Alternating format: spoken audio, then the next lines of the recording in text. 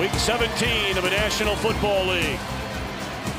And the New Orleans Saints, the defending Super Bowl champions, will kick off. Tampa Bay has won the toss and elected to receive.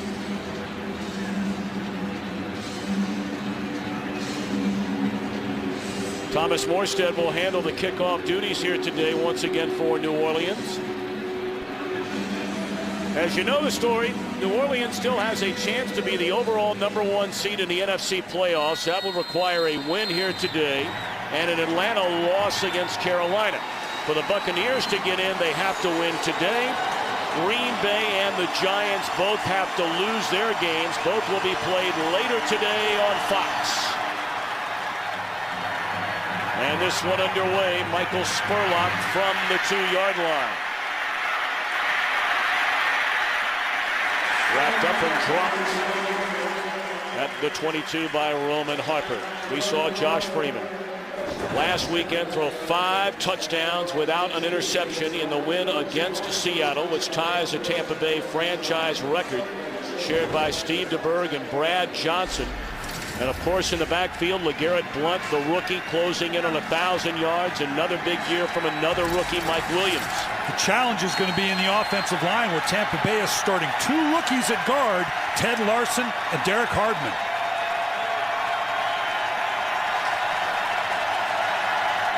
Freeman has just had simply an outstanding year. He's only been intercepted 6 times. And he'll throw on first down. Under pressure. Gets it away, and it's incomplete.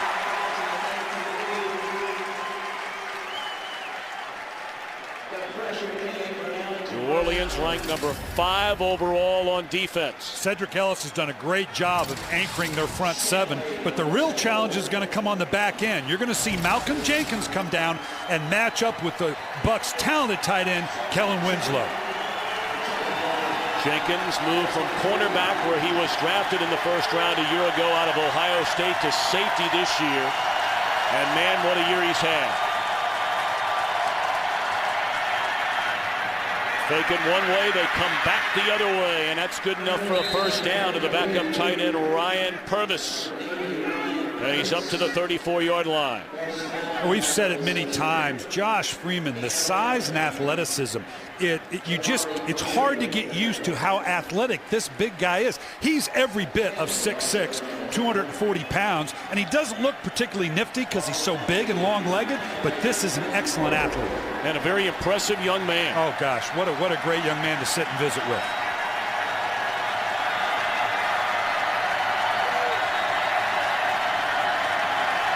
Buccaneers a season ago, just 3 wins. And today, Freeman trying to lead them to their 10th victory of the season. He spends a timeout. Well, they ask a lot of Josh Freeman, even though he's a young quarterback, and you really can't think of him in that way. All that he's done now, he's the unquestioned leader of this team. But they ask a lot of him, identifying the front, setting the mic for line protections, checking the runs to the pass, and vice versa. If things aren't just right, he's going to have the calm now to make that timeout call, because he knows in this environment, trying to earn a playoff spot, it's got to be just right against this New Orleans Saints defense. You know, Brian, there's always that fine line. You brought it up before we saw the Buccaneers last week. You know, you say, yeah, we've had a good year. And they've had a great year after the 3-13 last year. But now you're trying to get in. And, brother, you're down to this one game. You got to win. You're rooting for help from the Giants. You're rooting for help from the Bears later on this afternoon. And if I'm Raheem Morris, I want this experience for this young team. No matter how it turns out, it's going to bode well going down the way. First carry for LeGarrette Blount. What a find he has been after being waived by Tennessee. Some extra pushing and shoving going on at the bottom of that pile. There's more than that going on. You know, obviously at the top end of this division, you talk about the competitiveness, the passion that the Atlanta Falcons and the New Orleans Saints have. Well, you know what? The New Orleans Saints and the Tampa Bay Buccaneers have some history as well. These Tampa Bay Buccaneers beat New Orleans last year, and that was late in the season. Some people will dismiss it in terms of New Orleans really didn't need the game, but Sean Payton knows these are two physical football teams, and that was the real deal last year. This Tampa Bay Buccaneers team is capable of beating the New Orleans Saints. Gain of 5 by Blunt, who goes to the sideline. They fake it to Carnell Williams, and the catch is made all the way up to midfield. Greg Lumpkin. Yeah, now you're just seeing the pushing, the shoving. People are still, at this point now, it just escalates. You get into this, there's nothing egregious there. It's just guys pushing, but everybody's going to get involved. Everybody knows what's at stake. Everybody wants to stand their ground saying, no, no, no, no. We ain't going to get pushed around today.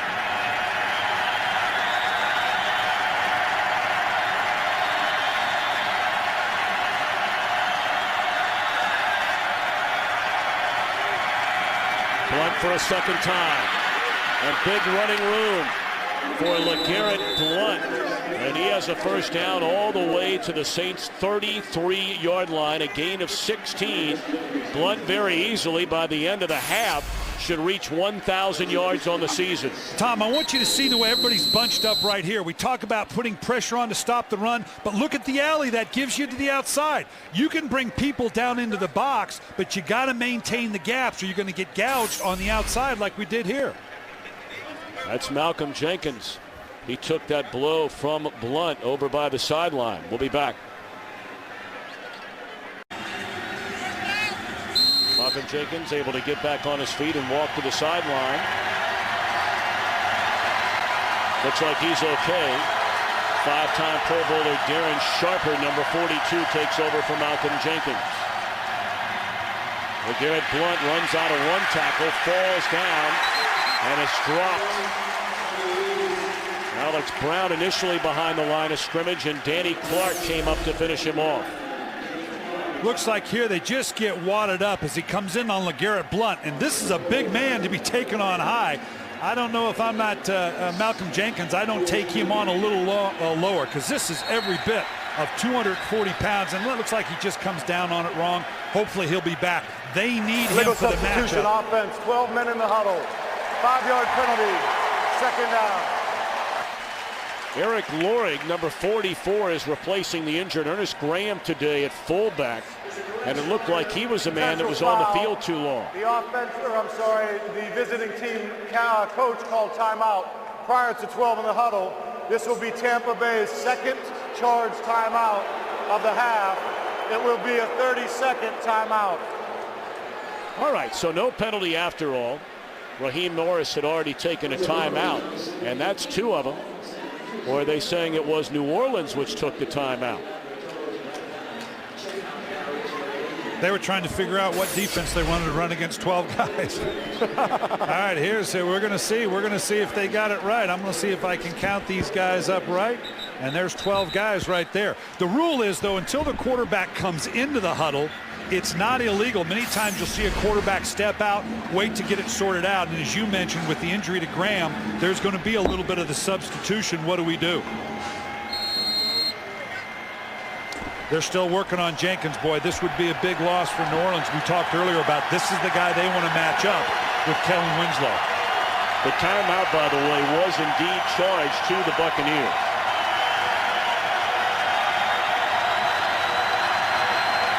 Second down and 14. Freeman still on his feet and has made the decision that he's just going to hang on to the football. Trying to bring up a third down and long on this opening possession for the Buccaneers. Let's check in with Kurt Menefee back in Los Angeles for a game break. Well, you talked about what the Saints are playing for. They will be happy to see this. Atlanta's first possession against Carolina ends in a touchdown. Matt Ryan's 6-yard pass to Tony Gonzalez, and the Falcons are up 7-0 over the Panthers. Of course, a Falcon win. They wrap up the South. Tom, Brian? They wrap up the South, and they wrap up the #1 seed overall in the NFC playoffs.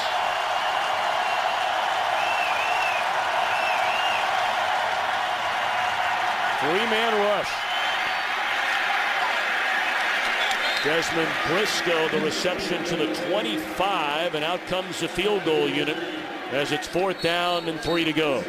And this is a tough one. I understand not wanting to put pressure and allow Josh Freeman to get a big play down the field, but Josh Freeman's experienced enough to drop this ball off. They just allowed them to get into field goal position. They were outside of field goal range before that.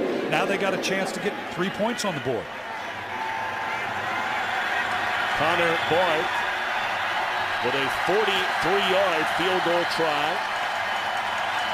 He's hit on 20 of 25 during the year, and this one right down the middle, and it is good. So the Buccaneers on their opening possession of the game jump in front, 3-0.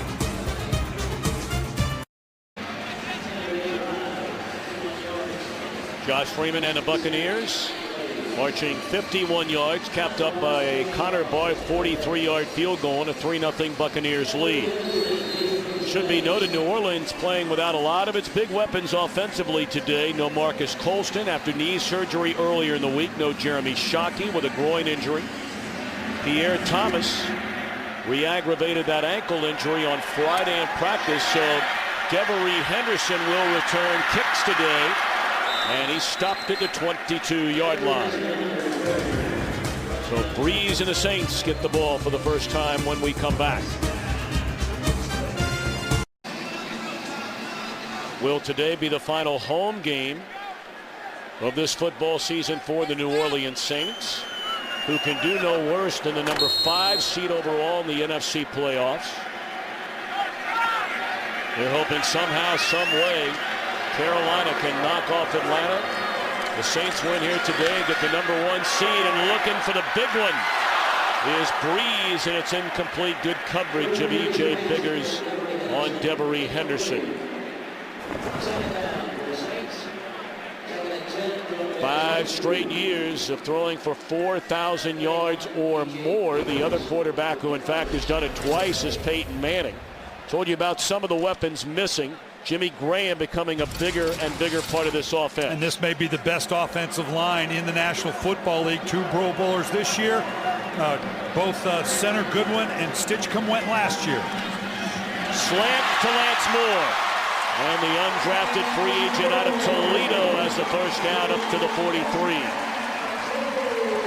You know, we talked about Tampa Bay having the pressure, and that was fine with Drew Brees because that gives him opportunities to do just this. Get the ball out of his hands quickly with one-on-one matchups on the backside.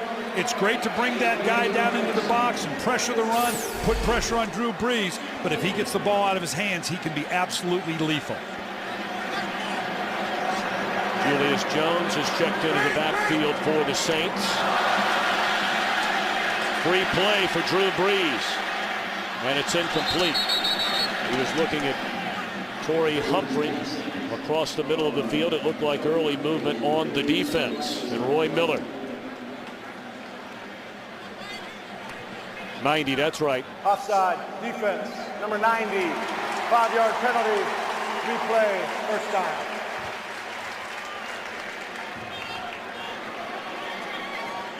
Miller's been the one guy that has stayed healthy this entire season for this depleted Tampa Bay defense. You just look in the last 4 weeks. Aqib Talib with a hip injury against Atlanta.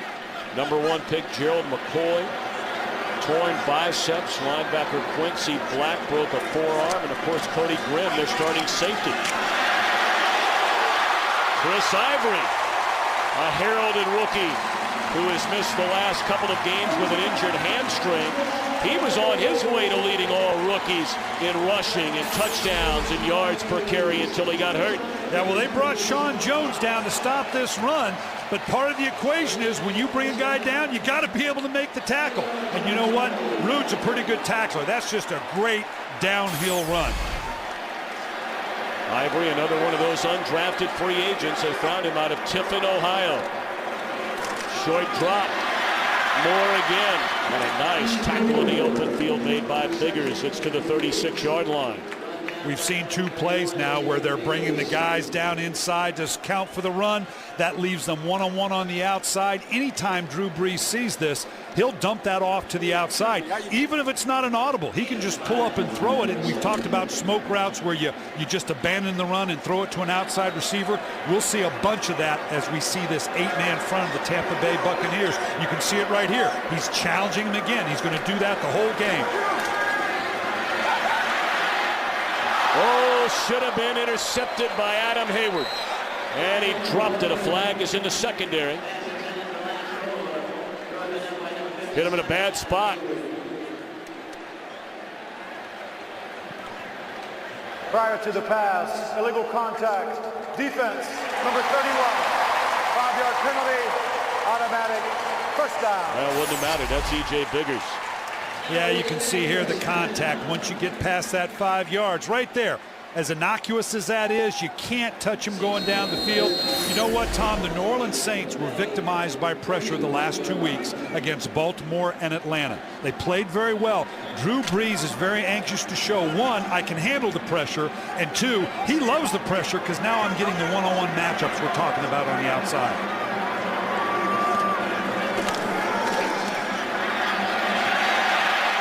Incomplete.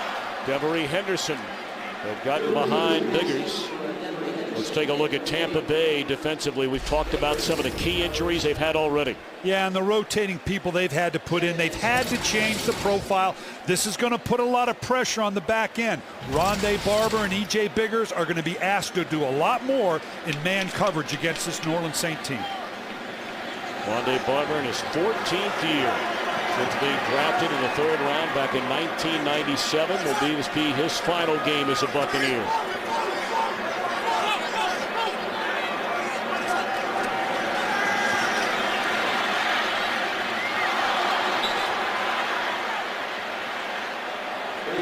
Rondé Barber's gone toe-to-toe with Drew Brees many, many times. We asked him about it last night. He always finds a way to be a step ahead of you.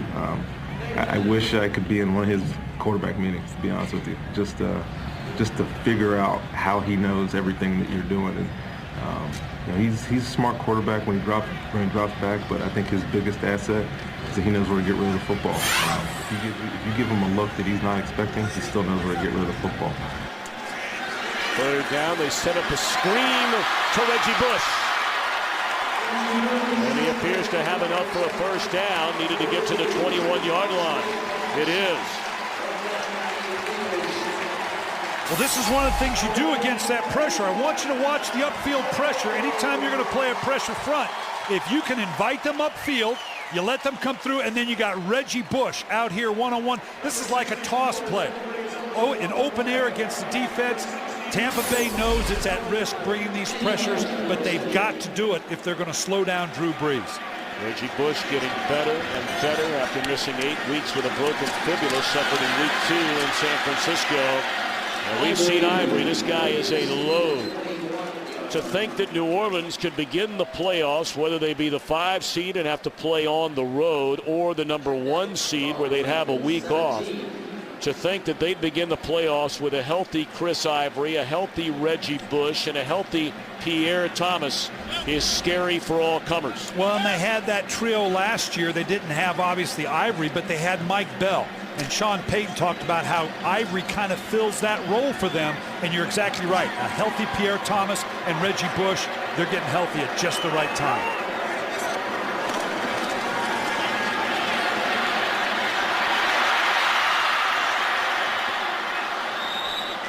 Hayward out of bead on Drew Brees. He stepped out of trouble and just threw it away. You know, I tell you what, as a coach, you just sit and hold your breath. Anytime Drew Brees can hold on to the ball that long, get outside of your pressure, you're just praying, please hold up on the back end, hold up on the back end. Nice job by the Tampa Bay secondary, not giving him a place to go.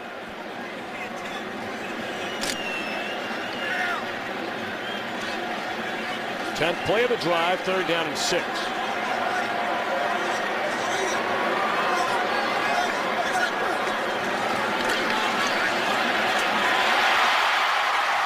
And that's Jimmy Graham for a first down. Unbelievably, the Saints are converting 49% on third down this year, best in the NFL. And they're doing it with little simple routes like this. Jimmy Graham, all 6'6" of him, gives the quarterback a huge sweep spot. This kid is, tell you what, he just gets better and better. The size, the speed that he has, a great target for Drew Brees on third down.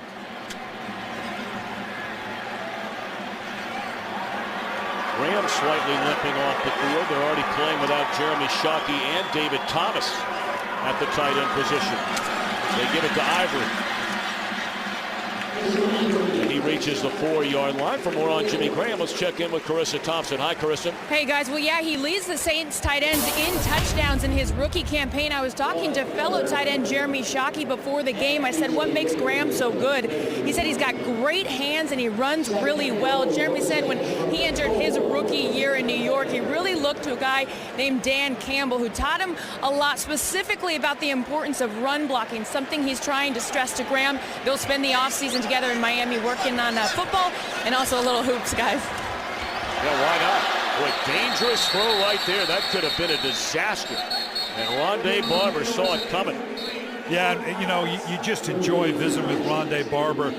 What has he not seen on a football team, on a football field? And he sees right now a stacked combination. This typically leads to these little one-step screens. Look how quickly he reacted. He wasn't thinking twice about it. He knew exactly what he had saw.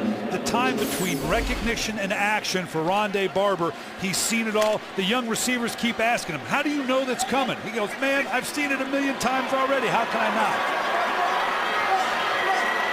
Third down and goal. Graham, the former basketball player at Miami, into the air for a touchdown. He beat Rondé Barber. Yeah, and even if you know it's coming, and Rondé Barber did, when you got a guy that's 6'6", I want you to watch this. And Rondé Barber, he's in great position right into here. Watch the way he trails, but this guy is so big, has such a reach. Drew Brees, I'm surprised he didn't put it a little higher and further in behind him. Rondé Barber knew what was going on. He just couldn't do anything about it. So a field goal for the Bucs on their first possession, a touchdown, and looking for a point after from Garrett Hartley on their first, and they'll get it to take a 7-3 lead.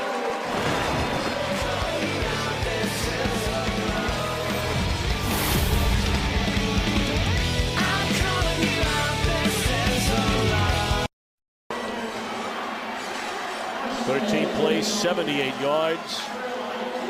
Converted 3 times on third down. And Carissa mentioned what a big part of this offense Jimmy Graham has become as the season has gone on.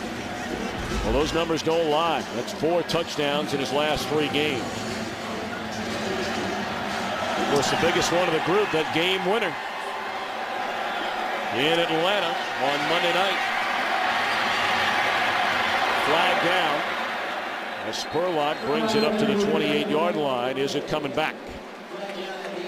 Yes, it is. We're going to take a look at Graham. We told you he was limping around after the third down catch. It got him down inside the 5. Return team number 41. Penalty is half the distance to the goal. First down, Tampa Bay. Timeout. Can the youngster Josh Freeman and the Bucs answer the New Orleans touchdown?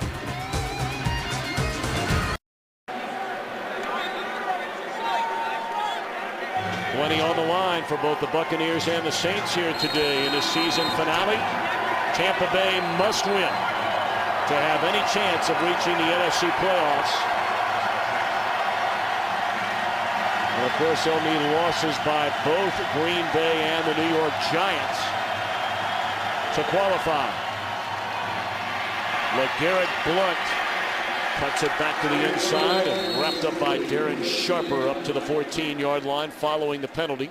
As always, we'd like to welcome the men and women in uniform serving around the world watching our telecast today in 175 countries on AFN, the American Forces Network. Thanks so much for all you do. We hope you're enjoying our telecast today away from your family and friends during the Christmas season and the New Year. God bless all of you, and thank you so much for your service.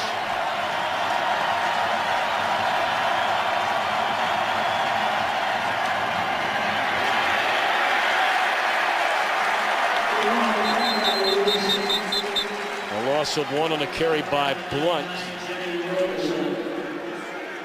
Let's check in once again with Kurt Menefee back in Los Angeles. Saints fans don't want to see this. Bucs fans have already seen it. A return touchdown by Eric Weems of Atlanta, this time on a punt return.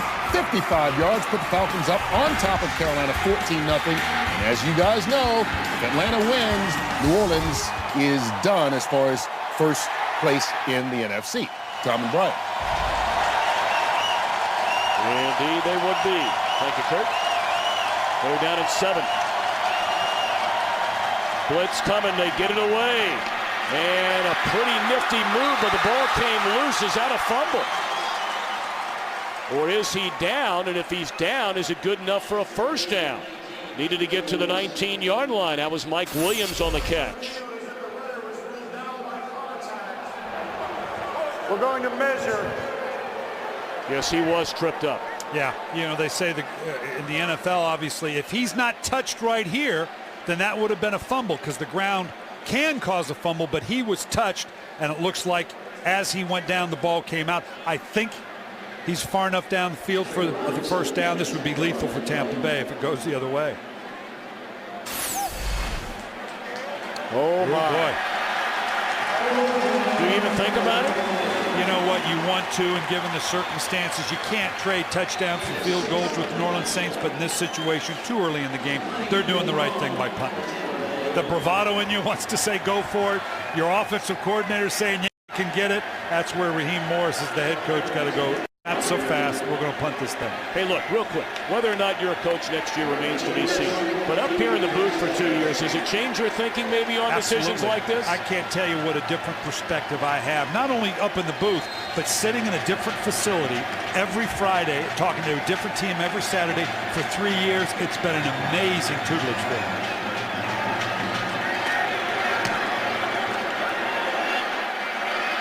Reggie Bush from the 37. And he is leveled at the 42-yard line. So while Brian Billick ponders his career, whether another year in the booth would do him some good, we'll step aside.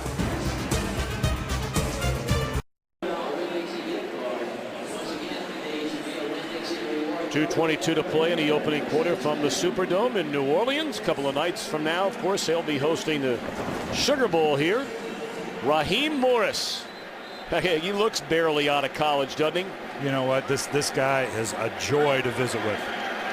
Youngest head coach of the youngest team in the NFL. And of course, for Sean Payton, celebrated the franchise's first ever Super Bowl title a year ago.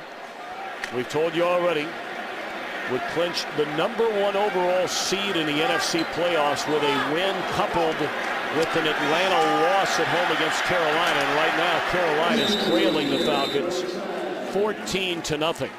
You know, this is interesting. I don't know that we have another matchup in the league, Tom, when we've got a head coach for the New Orleans Saints who calls the offensive plays, and the defensive coordinator for the Tampa Bay Buccaneers is their head coach, Raheem Morris. This is an interesting back and forth between coordinators / head coach.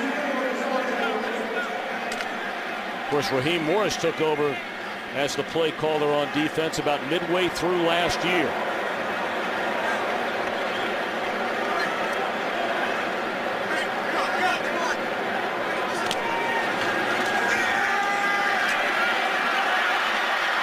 Breeze rolling, looking around, and he'll tiptoe out of bounds.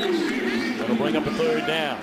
I thought you asked a very interesting question yesterday of Barrett Ruud, their captain on the field at middle linebacker, about Raheem Morris as a defensive play caller. And have you seen maturity or growth in that area? Because Raheem had never done it at the pro level before. And Ruud talked about, yeah, he has seen a growth in Raheem Morris. He talked about the linebacker meeting they have, just like a quarterback coordinator meeting. They have a middle linebacker coordinator meeting at the latter part of each week to talk about the same types of calls, what will be coming in. He talked about the growth of Raheem Morris as a defensive play caller as well.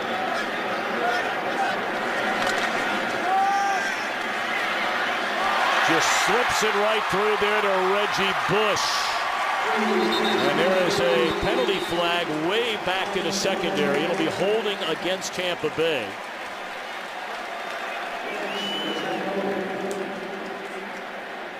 After a 19-yard completed pass to Reggie Bush. Holding Defense, number 23. That penalty is declined. Result of the play, touchdown.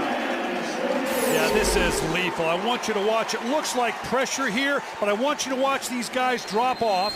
It ends up being a subtle rush. Excuse me, the back comes. Stop right there. Look at that.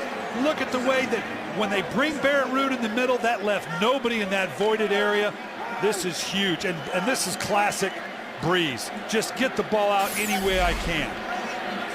We're right past the year of Styles G. White. They go to Lance Moore, and he steps out of bounds at the 30. That'll be a gain of 6. And that's that combination we talked about earlier, Tom, when you've got a Chris Ivory, you've got Pierre Thomas, and then you throw in a Reggie Bush. A little play like that little check down. Yeah, everybody throws it, but not everybody has a Reggie Bush that you throw it to, and he's getting healthy. We had him a couple weeks ago against Baltimore. Reggie didn't look like he had that step, that explosion. Today he looks like he's beginning to get back to like he was before the injury.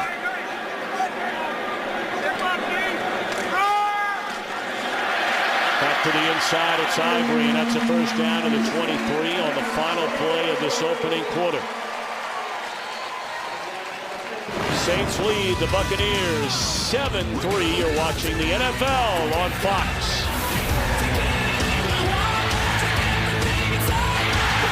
Possession ho-hum, 102 yards for New Orleans. Yeah, and this is the thing that jumps out at you. 3 penalties already for Tampa Bay. It's going to be tough to come into this building and beat the reigning Super Bowl champs if you give back yardage via penalties like that. Breeze and the Saints perfect on 3rd down thus far, converting 4 out of 4. And Ivory back healthy again. Strong runner into the arms of Barrett Root. You know, Tom, when you look at the difference between the Saints last year and this year, what jumps out at you is 3 things. That top one in particular. Last year, 6th in the league in rushing. They're 27th this year. Sean Payton knows he's got to get that back on track. They're not as explosive, and they're a -5 in the turnover differential. Those are all things that've got to get cleaned up going into the playoffs. Well, a healthy Ivory will help that running game. We know that. Had some players nicked up already today. Carissa Thompson. Yeah, both of them were taken to the locker room. Safety Malcolm Jenkins will be out. Doubtful return. He's on the sideline right now with an injured right knee. They tried to put a brace on it, tried to have him work it out on the sideline again, took him into the locker room. Trainer's obviously not happy to give him the green light. Meanwhile, Jimmy Graham is nursing a left sprained ankle. His return is questionable, guys. All right, Carissa Thompson, thank you very much. Jimmy tried to walk it off, and Malcolm Jenkins will have to sit it out. Not a bad backup inning, Darren Sharper.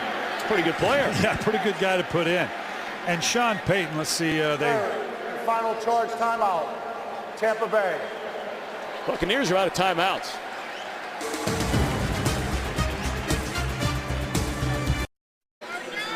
Just when you think your team's starting to get healthy, and all of a sudden you play a quarter of football here today. Malcolm Jenkins is lost for the game. Jimmy Graham has injured an ankle, and back to the sideline is Chris Ivory, who's back for the first time in 3 weeks. 3rd down. What a throw. What a throw. And that was against a 3-man rush where they dropped everybody in the coverage. Drew Brees, Lance Moore, his go-to guy. And this ball for Drew Brees, again, you know, everybody's made a big deal about his height, and yeah, he's got to move around the pocket. You just make plays. This is why this guy, I think, obviously notwithstanding an abbreviated career, this guy could be headed to the Hall of Fame. He just does everything so effectively. He plays at another level. 5 of 5 on 3rd down to the Saints today. And that's Adrian Arrington active for the first time in his career. And he's down to the 2-yard line. Let's quickly send it back to Los Angeles. Atlanta reaching for the dagger, up 2 scores on Carolina. They go for it on 4th and 3. They don't convert. But it is Carolina they're playing. Next series, Mike Gibson running the football, but not for long. He coughs it up. Mike Peterson recovers for the Falcons. Atlanta has the ball, holding on to that 2-touchdown lead. Tom and Brian? All right, thanks so much, Kurt Menefee. Adrian Arrington, the first reception of his career. And a jump ball for Lance Moore locked up down there with Adam Hayward. It's incomplete. Well, this is a matchup you don't want. A linebacker on Lance Moore, but he actually does a nice job. Hands up early. Got to be careful you don't get the contact early. There is no face guarding in the NFL. That doesn't exist. But actually the timing's excellent. A pair of additional offensive linemen come in for New Orleans. Zach Streif, who gets a lot of playing time, 64, and Charles Brown, number 71. And they're going to run it to Julius Jones. And is the football loose? It is. Jones coughs it up inside the 5, and the Buccaneers have it.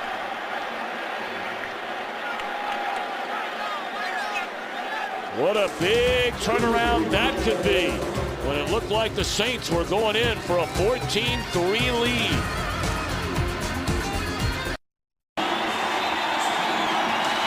Well, despite the fact that Barrett Roode has led Tampa Bay in tackles each of the last 3 years, he comes under some fire from some of the critics that follow the Bucs, and he never lays a big hit on people like a Ray Lewis or middle linebackers like that. What a big play he just made, forcing the Julius Jones fumble. And a 7-3 game, and Freeman to throw it from his own end zone. Looking around and lays it off to the tight end Gilmore. Very close to a first down. Great read by Barrett Roode. Watch how quickly he recognizes the play, now pulls the trigger, gets over into position, steps over the block, and comes in and delivers the blow. This is a huge turnover for Tampa Bay. You can watch here coming in. Great pad level, knocking the ball out. They desperately needed this turnover. Barrett Roode is an underappreciated linebacker. I know his former head coach, John Gruden, absolutely loved this guy, was singing his praises all the time.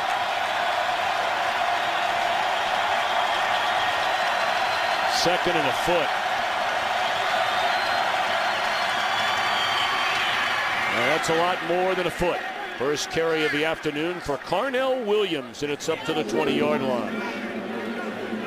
And you can see the way the Tampa Bay Buccaneer offensive line, remember we said you at the top of the show, they're playing with 2 rookie guards. They're getting good push against this New Orleans Saints front 7. You can see why New Orleans has to bring that safety down into the box to stop the run, because I'm not sure they can hold up with just their front 7.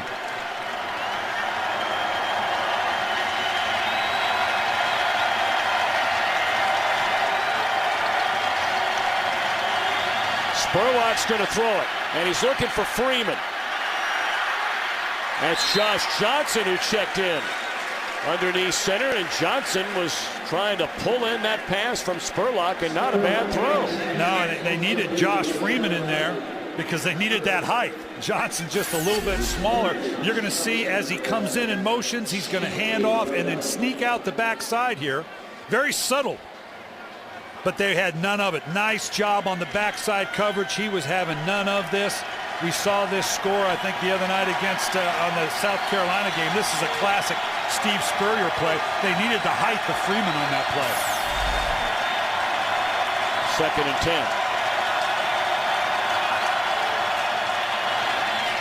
Maurice Stovall breaks a tackle and is run out of bounds at the 27-yard line. It brings up 3rd down and 3 for the Buccaneers. And you see more and more of these plays. It comes right out of the college game. They're really like extended pitches. Anything that gets you outside the perimeter of a defense, particularly when they want to put 8 people in the box. We've been talking about it the whole game. We're seeing a lot of these outside throws.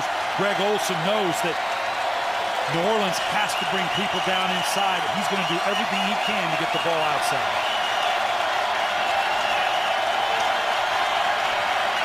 Buccaneers are out of timeouts. Play clock down to 1, and here comes a blitz. Free shot for Will Smith. He couldn't get him. And a completed pass to Williams for a first down. How about Josh Freeman there, able to step away from trouble and move the chain. In 2 accounts. First, he knows he's going to be short on the outside. He knows he's a man short because of the pressure look of New Orleans. He waits, and then at the last minute spins out. To have the athleticism for a big man like that to convert on a key 3rd down, you can see why Tampa Bay is so high on this second-year player.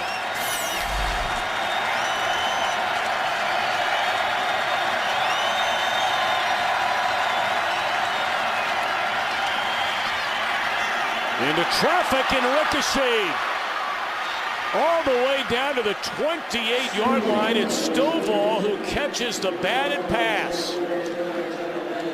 Big break right there, needless to say, for the Bucs. No, that's just the way I drew it up. You know, you throw it in there, tell you, I want you to tip this thing up a little bit high, shooting for Winslow.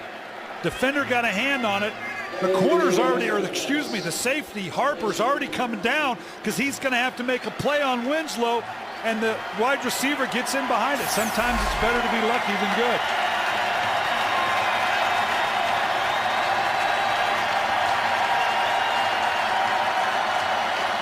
They'll throw it on first down. Better protection this time. Winslow the catch.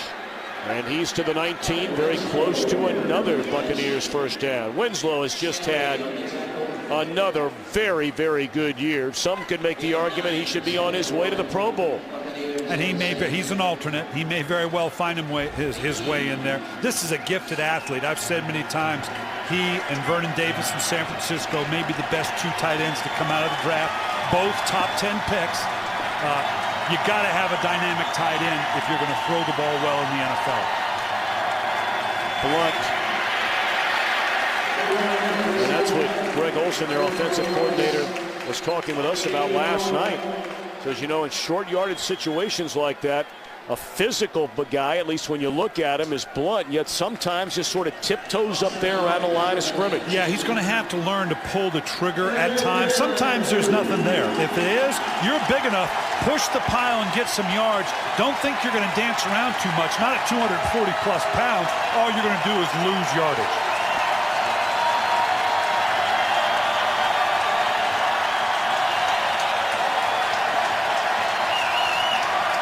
Play of the drive, third down, and looking for Preston Parker, and it's broken up.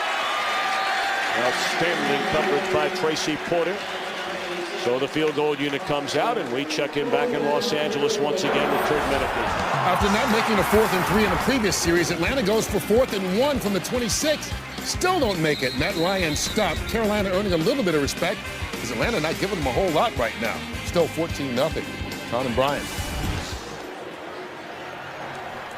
All right, Kurt, thank you.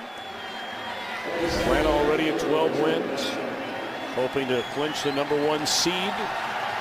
38-yard field goal try here by Connor Bart. Good snap, good hold, and that is a good kick. There is a flag down. Boy, I think this is going to be a first down for Tampa Bay. Yep, it's against New Orleans. Looked like Tracy Porter. Offside. Wow. Defense, number 22. That 5-yard penalty results in a first down. What a huge call that is indeed. You know, and Sean Payton loves Tracy Porter. You're going to see it right off the edge here. But at this point, you could come out and choke him to death, and not a court in America would convict you. You got a third down. You've got to get him off the field. You've been waiting for that all year long. I have. But that's just one of those little mental errors that Sean Payton will make sure his team knows. You know what, guys? When we get into the playoffs, that can cost you another run to the Super Bowl. So they pick up the first down on the penalty. It's still a 7-3 game. But now the Bucs first down at the Saints 20. The 15, I beg your pardon. Parker inside the 10, the 5, and he's down to the 2-yard line.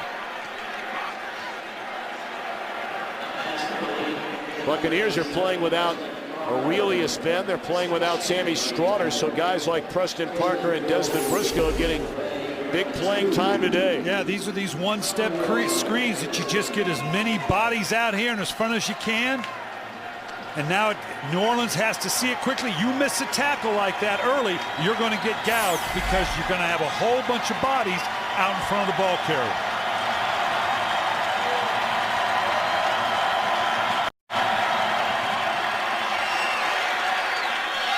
In the corner, is that a touchdown? It is a touchdown to Desmond Briscoe.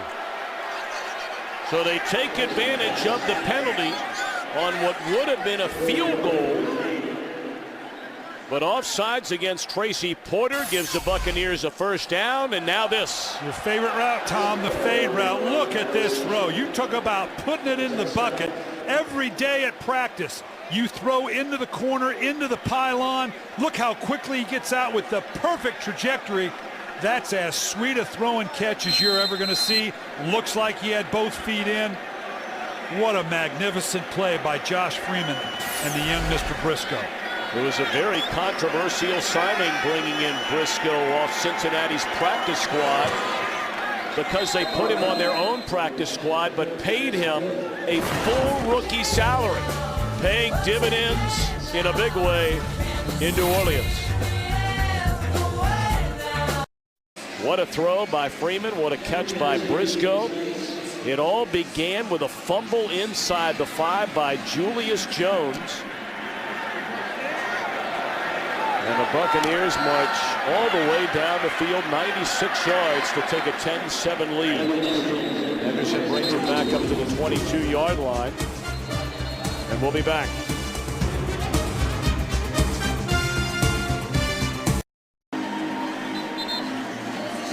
Coming up next, our Fox NFL Sunday doubleheader continues with America's Game of the Week, and take your pick. NFC North champion Bears go to Lambeau. The Packers have to win to get in. The Giants have to win to get in and hope that Green Bay loses. We'll also have the Cowboys and Eagles. Coverage begins right after our game right here on Fox. All the action in the NFL today is on Fox. Right back in the hands of Julius Jones. The last time he touched it, he fumbled it down near the goal line. And Drew Brees knows he's got to get something back here. That emotional back and forth of the fumble and then Tampa running it and throwing it down the field for the score. He's got to get the mojo back for this New Orleans team. And up to the 35, back-to-back touches for Jones through the air and on the ground, and that's the first down. And we're going to see a vertical shot here from Drew Brees. You know, Tampa Bay's continuing to bring the guy down heavy in the box. Even if they don't think it's a run, they got to put pressure on Drew Brees. Drew Brees knows he needs that big chunk of yardage. I'd look for a vertical shot real quick here from Drew Brees. Closing in on 5.5 to go. Is this that shot? No, it's a screen to Julius Jones. And what a play by Rondé Barber, and a flag comes in.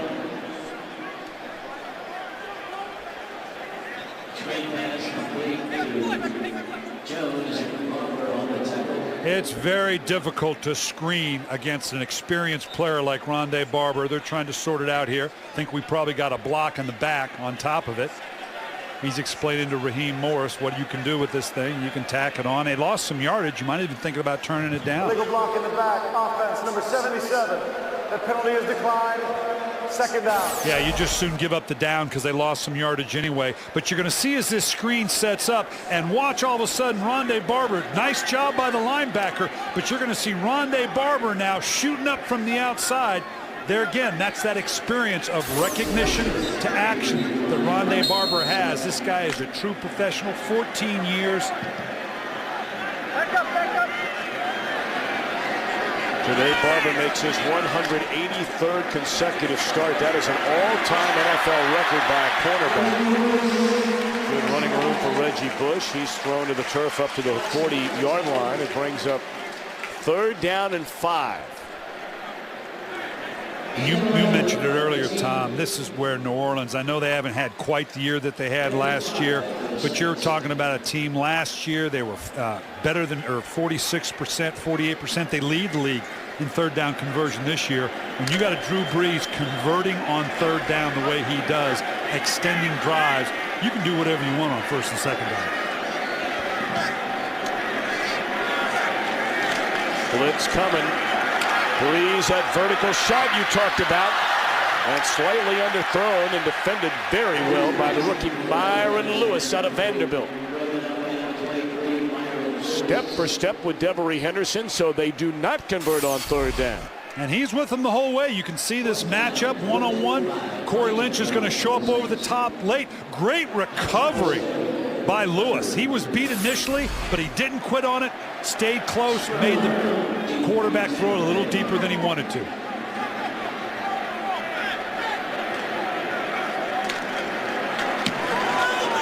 lock. And the 22. And run out of bounds at the 25.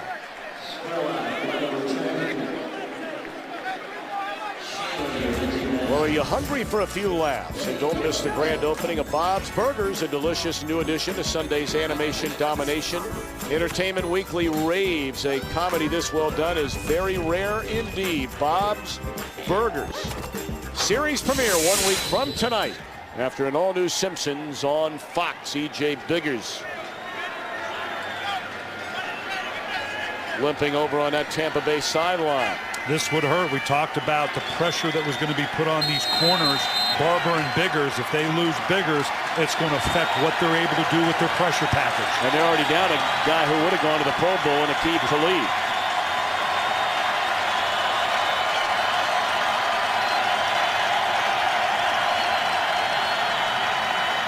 LeGarrette Blount up to the 30-yard line, a gain of 4 on first down. Of course, Blount was a young man, and many will remember, and we talk about it frequently because some out there don't remember what happened with LeGarrette Blount in the season opener as an Oregon Duck last year. That's when an incident took place after the field with a player from Boise State after the Broncos had beaten the Ducks in the season opener.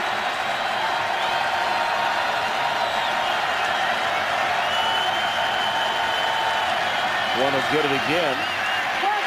Thought about the outside, plows forward, and is very close to a first down.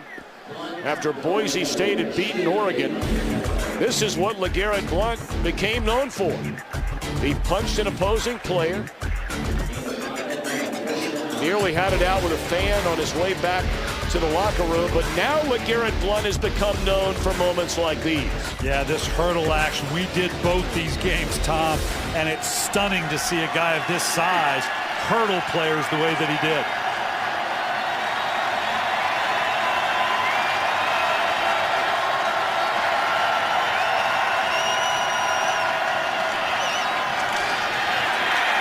Broke away from one tackle, and look at the power of Blount.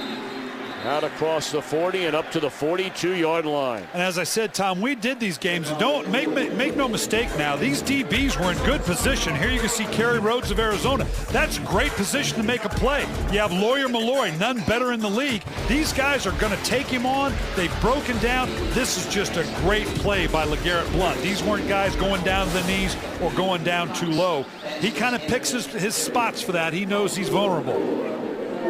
Blount did not become the official starter until week 11, and look what he has done as they take a look at the injured Alex Brown. But you saw the second leading carrier in the NFL is LeGarrette Blount since he became their starter. He's part of this kiddie core that the Tampa Bay Buccaneers have with Mike Williams. You don't put Josh Freeman in that category. Sure you do. We just saw Desmond Briscoe. Again, another rookie just came off. It's stunning how young these guys are, but they're winning with them, and what a great future for Tampa Bay. What, are you giving away tenure to second-year league guys? Well, he's not a rookie, He's not playing like a second-year player. That's for sure. Play fake to Blount this time. Gilmore's wide open. And a little sloppy that time by Freeman. Jeff Charleston knocked him down. That should have been an easy completion there. Well, we talk about these young players with Tampa Bay. Raheem Morris talked about they made the conscious decision when he became the head coach. They were going to go young. They wanted to build a core of young players and go forward. I don't know that even he could have anticipated the kind of success they've had in the second year, but it's this young core of players that they're basing this whole franchise on going forward.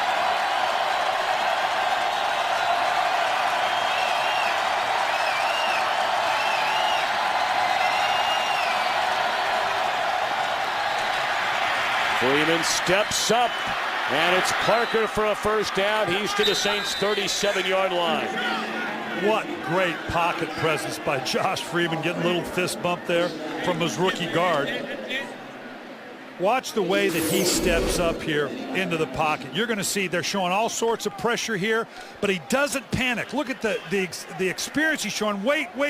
He's such a big man. He knows I can take a hit and still get the ball off. I know someone's going to pop out if I can just wait it out. Great job by Josh Freeman. Gain of 21, 2:20 to play until halftime, and Tampa Bay trying to add to a 10-7 advantage.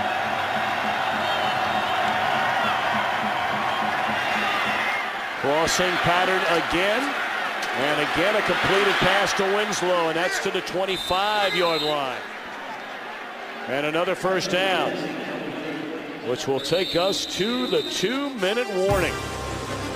Josh Freeman and the Bucs with a 3-point lead and knocking on the door again.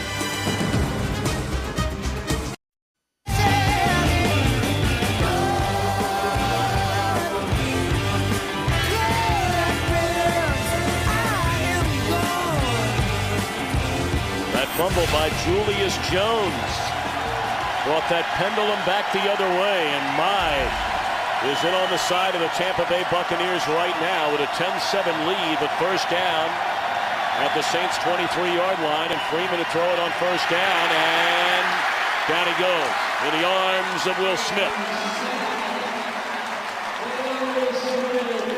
Well, this is just a great job by Will Smith coming off the edge. He backs the tackle up. The guard comes out late, just collapses the pocket. Just the kind of pressure that you need. You're going to see it here. He's going to push the tackle all the way back. The guard's going to come out late, but by that time it's too late.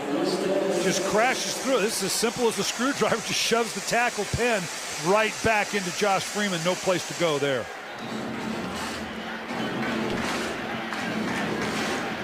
New Orleans spends a timeout. Clock stops with 1:53 to play until halftime.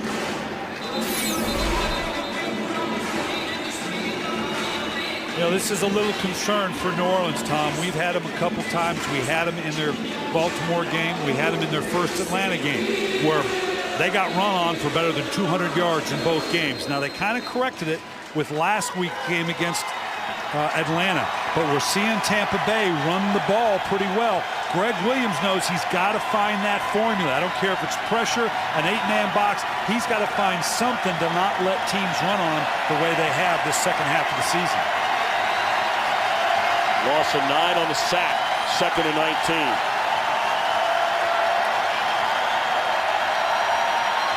And the play clock runs out on them. They're out of timeouts.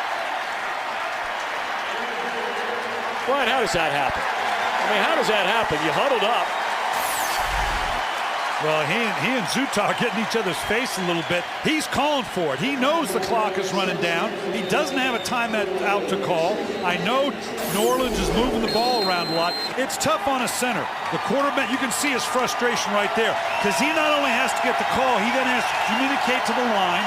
The defense moves around. He has to re-communicate. The whole time the quarterback's saying, give me the ball, give me the ball. It's tough duty. And oh, by the way, it's getting pretty loud.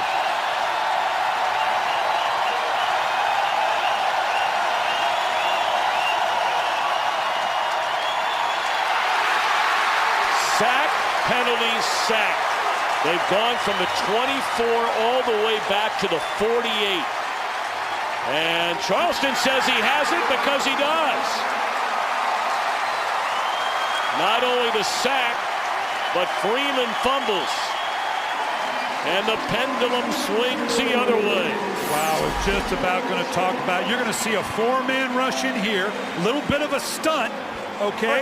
And watch what happens. It gets collapsed. The tackle's out there by himself. The ball comes out.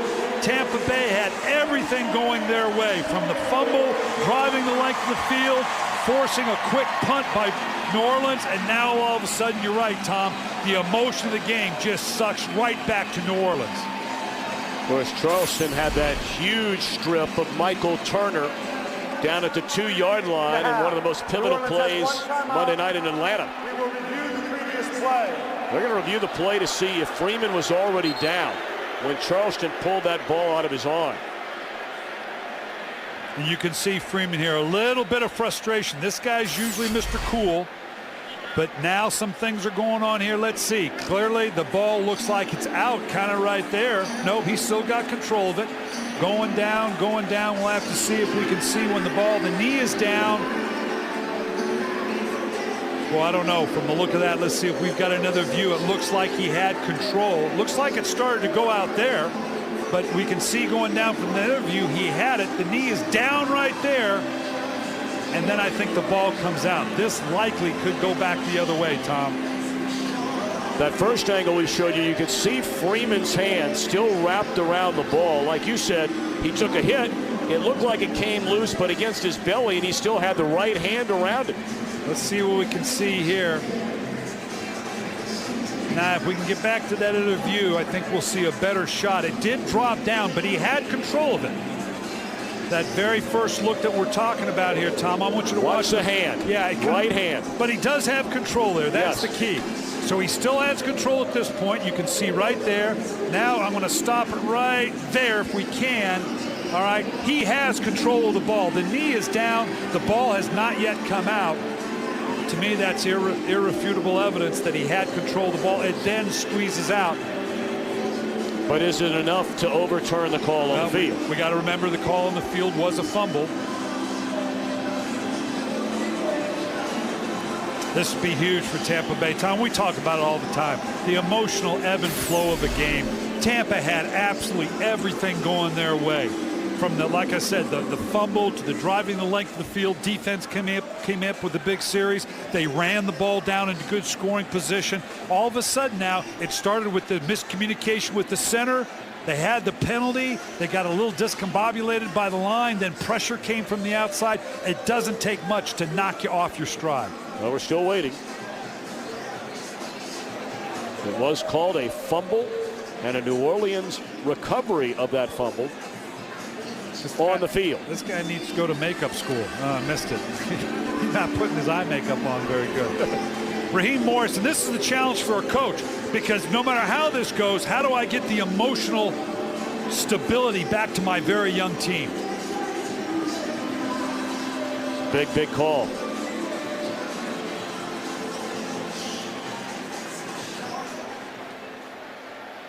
After review, the ruling on the field stands. Wow. It will be New Orleans ball, 1st and 10. New Orleans will also have one timeout remaining in the half. And let's remember the verbiage. If a call is confirmed, it means you had the evidence to hold up to the ruling. If it stands, it means they just didn't have enough to overrule it. So what they're seeing here, obviously they're not buying into the fact that he had control, and they're saying it's got to stand. This Charleston's a good football player. He's made a lot of big plays for this team in a backup role the last couple of years. So now Breeze on 1st down to Reggie Bush. And he's to the Tampa Bay 46-yard line. We talked about the pressure that Tampa Bay has to put on you. Occasionally you have to play zone. And right now when Drew Brees sees that zone, he's killing you with it. Now they're into the no huddle, obviously seeing if they can squeeze out a score. And remember, Biggers is out of the game. That's Arrington to the 30. The Saints have one timeout left. Number 33, Elbert Mack, has come in to replace Biggers. We'll keep an eye on that matchup in the waning seconds. And at some point, Raheem Morris is going to have to bring some pressure because the zone isn't getting it done.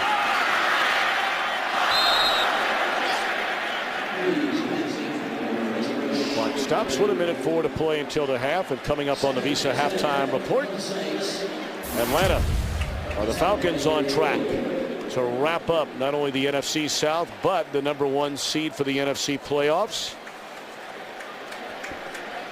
Of course, the Saints are hoping that Atlanta loses and the Saints can get a win, which would give Sean Payton's team the #1 seed. It's been a good game. Been a great game, and you expected it. These two teams have respect for one another. Despite the youth of Tampa Bay, Sean Payton knows this is a good football team he's facing. Very late flag. Humphrey, the intended receiver, and they get Sean Jones. Prior to the pass, holding, defense, number 26, 5-yard penalty, automatic, 1st down. And you're going to see Sean Jones latched on here. The question is, did he get a handful there? Yeah, just a little bit. You can ride your hand on the hip as long as you don't alter the path of the receiver. Looks like he had him turned just subtly. See that Atlanta scored now 21-0 over Carolina.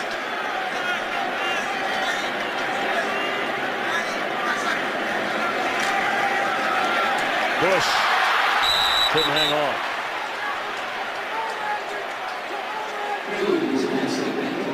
Tampa Bay bringing a little bit more pressure here because they know the zone's not going to work. This is where you're vulnerable. Had he got his hands on this one, there was not much out there in front of him. Unfortunately, the ball had to come out a little early for Reggie Bush. Tampa dodged a bullet there with their pressure package because he might have been off to the races. There's a score with less than a minute to play until halftime at the Georgia Dome. Three-man rush. And broken up in the secondary by Corey Lynch. Yeah, this is a bit of a risk by Drew Brees. He's thinking he can drop this thing into the hole in only the way the great ones can. But the Tampa Bay Buccaneers all over this. Lynch coming in over the top. Did a nice job getting the ball in over the top of Mack. But the safety right there where he needed to be knocked the ball down. So it's 3rd and 10 at the 25-yard line. 52 seconds to play until halftime.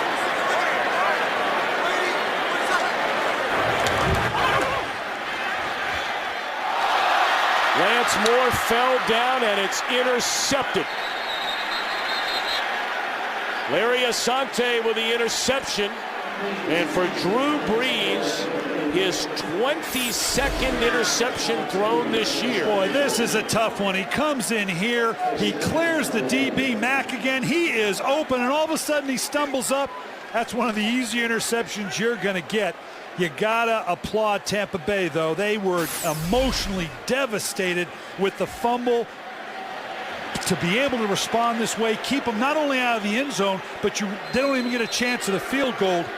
Huge play for Tampa Bay, and Drew Brees knows this. You can't let this happen. Sean Payton knows his team's vulnerable here.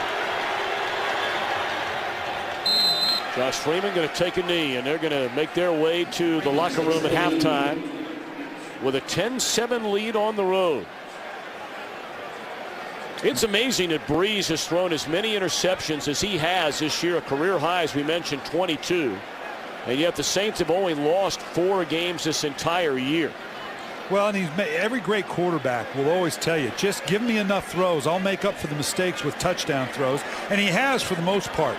But that is lethal. And that wasn't his fault. Typically, obviously, in terms of interceptions, we saw right there, that wasn't Drew Brees' fault. Right. He wasn't forcing the ball. He knew exactly where he wanted to go. It just turned out that way.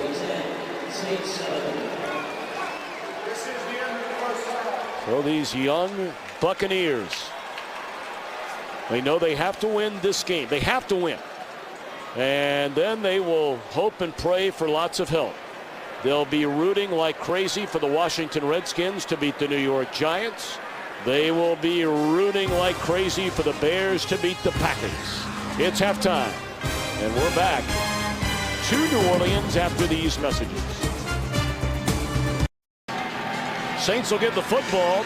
New Orleans scored on its opening possession of the game. Since then, a fumble inside the 5, a punt, and the interception just before the half.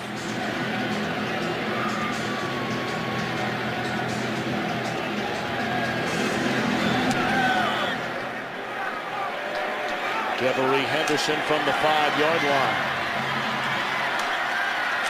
And a good return up to the 30. All right, time for Coach Billick's breakdown. Well, the numbers are pretty straightforward, but the questions I have, New Orleans, are you emotionally up? This building is a little different, Tom, as well. I don't know that they're emotionally into it. Tampa Bay, you got to create the turnovers like you had at the end of that half to continue to put your defense on a short field if you can. And for Tampa Bay, you got to sort out the protections. That's when they started to show a little vulnerability, when there was communication issues between Josh Freeman and Jeremy Zutaw, and then the tackles started to soften a little bit. They've got to sort out the pressure concerns. Well, New Orleans started the game without Marcus Colston, without Jeremy Shockey, without David Thomas, without Pierre Thomas. Chris Ivory re-injured in the game today. So we'll see a lot of Julius Jones here in the second half. Breeze rolling around and right through Julius Jones' hands. Let's check in downstairs with Carissa Thompson.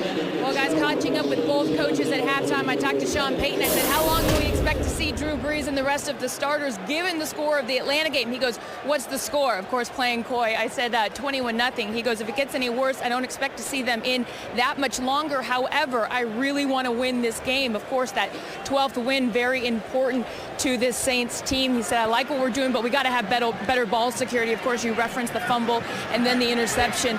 But for Raheem Morris, likes what his team is doing more than anything. They're competing, guys. Well, they're very much at. Reggie Bush breaks a couple of tackles. Strong running up to the 37-yard line. It brings up a 3rd down and 3 for the Saints. That was a good sign for New Orleans. That was as strong a run as I've seen Reggie Bush have since he's been back from the injury. And that's going to be the key for Bush going forward. His confidence, obviously, on his leg. This is a great opportunity for him to show that he's ready to go back into the playoffs.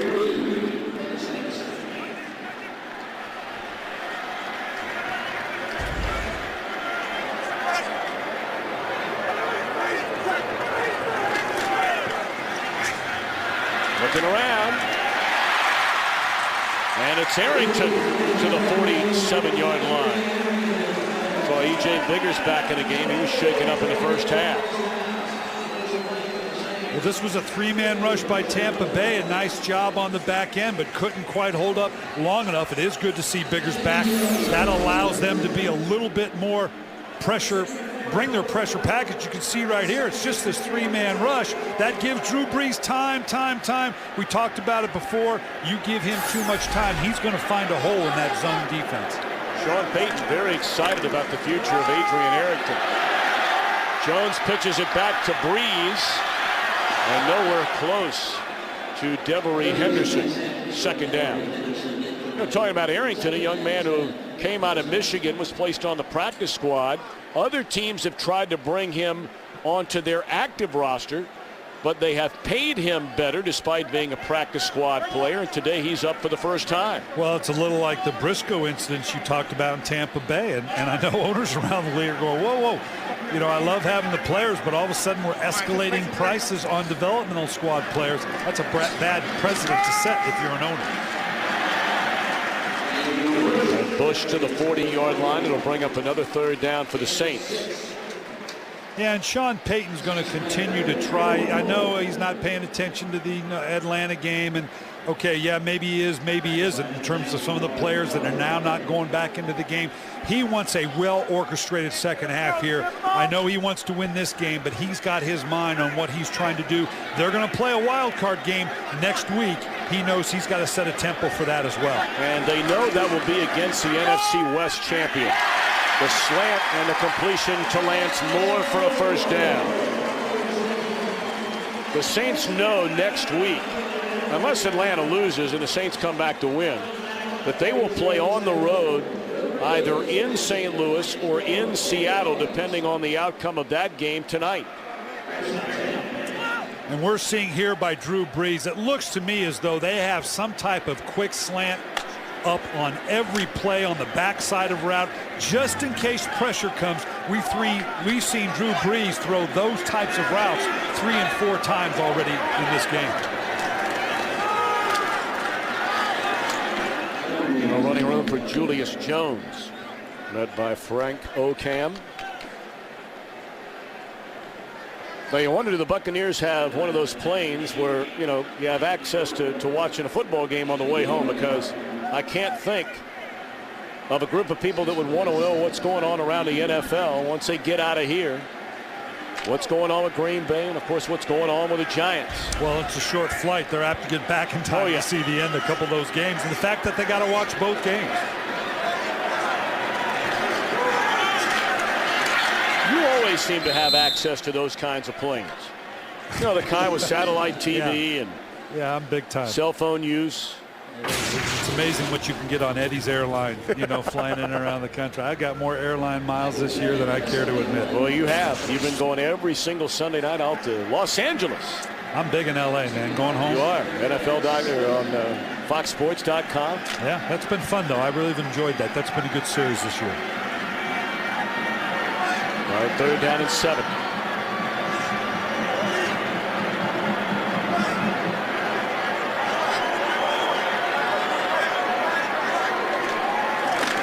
Drop back into coverage.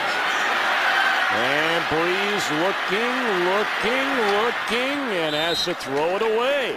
Another great job on the back end by Tampa Bay. They are doing such a great job with the coverage. You can get so spread by New Orleans and those matchups.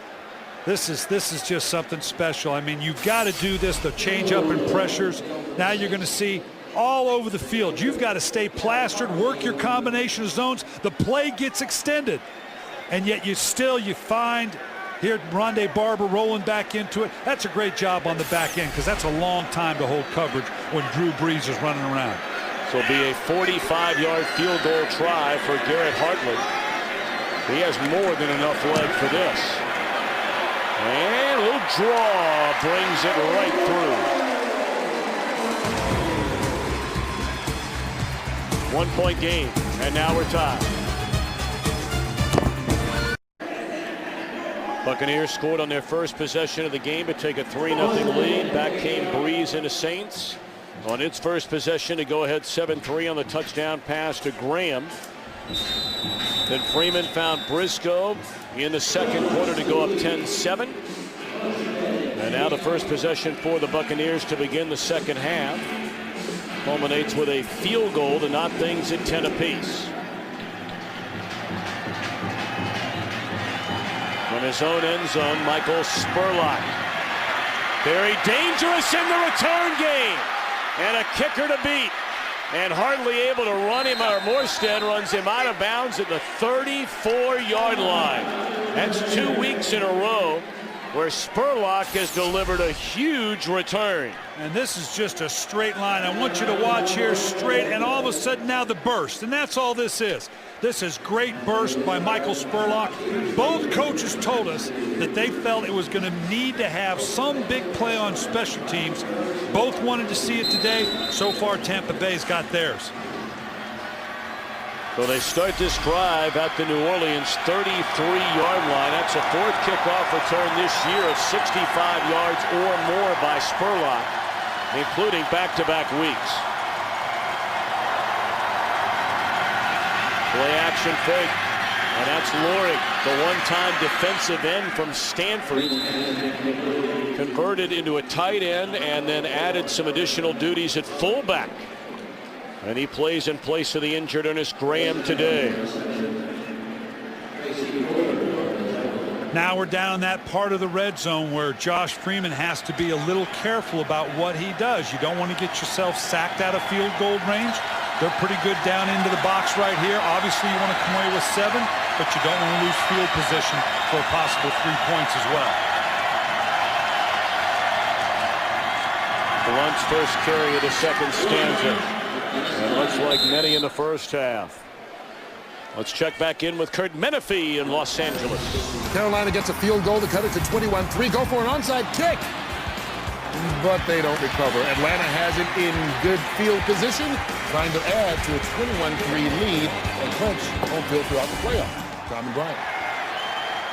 That's the way your brother-in-law Mike Smith had to prepare for that game today. Yeah, his big concern was that what Carolina's going to do. They may onside kick after every kick. They may run a fake punt from their own 10. They had to be ready for everything today.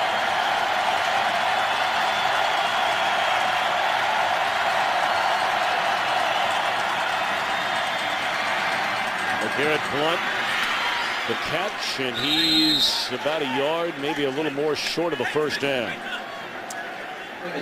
This is the one thing LeGarrette Blunt needs to add to his repertoire, the ability to drop the ball off to him. He's not a great receiver yet, not real naturally gifted in terms of his hands, but if he's going to be in there primarily on first and second down, he'll have to continue to get better at that because Josh Freeman's going to have plenty of opportunities to do just what he did there, drop the ball off to him.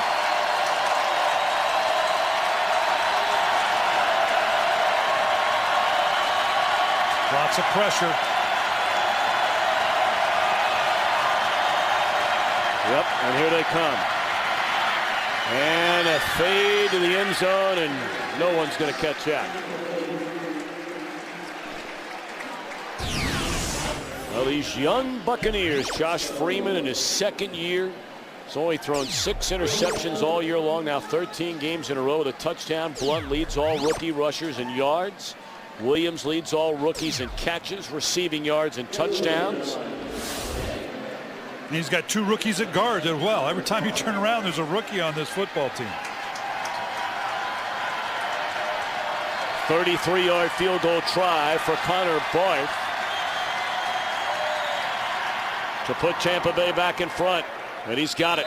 The teams trade field goals to begin this third quarter after the big return by Spurlock.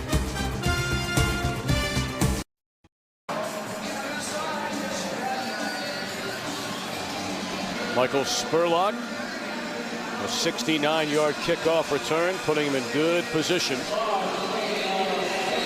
And a field goal by Barth gives Tampa Bay a 3-point lead once again. That's where we were at halftime.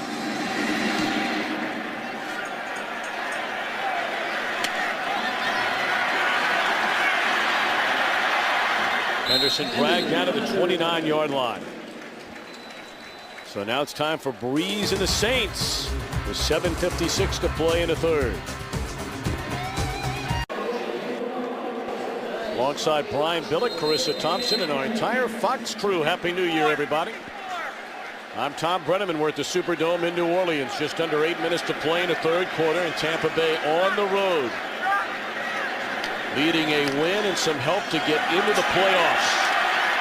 Leading 13-10. It's Reggie Bush for a pickup of 8. Well, we talked about coming in, Tom, about the pressure that both teams were going to put on. You can't play zone against Drew Brees and win with a 3-man rush, so you've got to bring people. You got to constantly change it up. He makes things stay alive in the pocket. It's feast or famine, and right now it's feast for Tampa Bay. Bush cuts it back to the inside, has enough for a first down to the 40. And here's the problem. You know, you can put pressure on Drew Brees. It's going to be tough to sack him, but you can get him to hurry his throw. You don't want him to throw on timing. You don't want to let him running around outside the edges and extend the play. If you can get him to throw the ball a little bit before he's ready, now you got a chance against Drew Brees.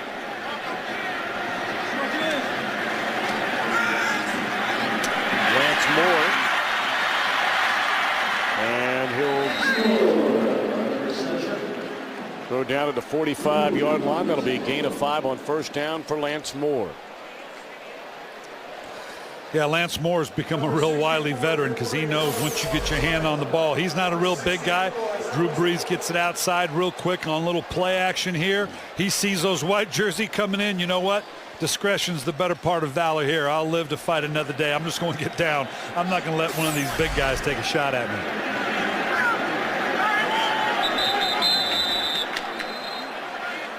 This will be against New Orleans. False start. Offense, number 64. 5-yard penalty. Second down. And Zach Strief, he gets more playing time, I think, as an extra offensive lineman than anybody else in his role in the game. And particularly today, because now with Graham down, Shockey was down to begin with, they're having to use him a little bit more in that tight end alignment than they might normally use him, simply because they're short of personnel.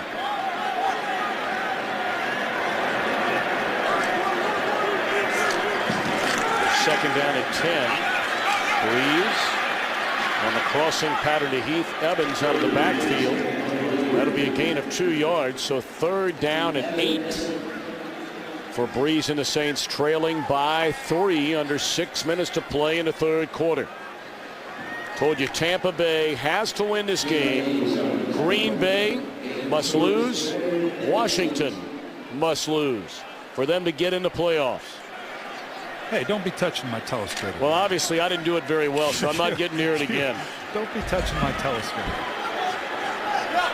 You've become very protective of that in 2 years in television. I gotta block you off there.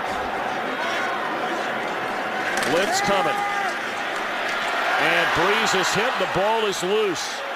And the Buccaneers say they've recovered. And they did. It's a third turnover of the game by New Orleans. A fumble by Jones, an interception by Breeze, and now a fumble by Breeze. Now, does the hand go forward? That's the key. As he starts it back, you got to see just the subtlest of forward action.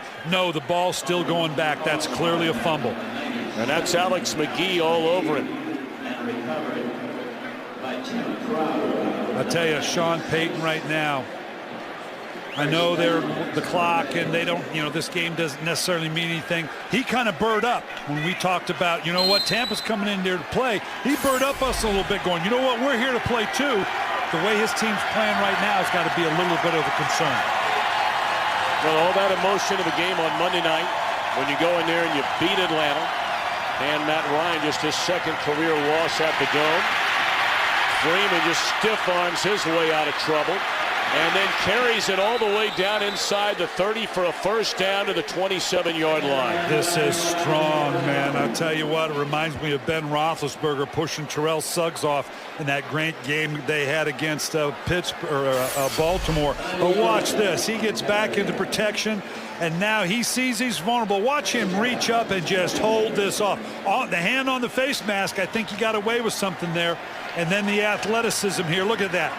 That should have been called. You can't put your hands to the face mask offensively or defensively. They got away with one there.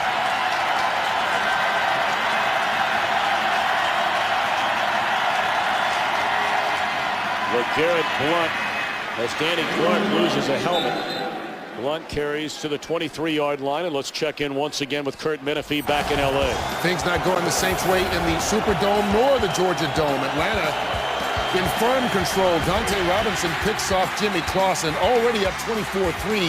Falcons looking to add more midway through the third quarter. Tom and Brian. Well, thank you so much, Kurt Menefee. Tampa Bay trying to make it a 10-win season after the two teams in front of them have done even better than that. It's a good division, man. Has been for a long time.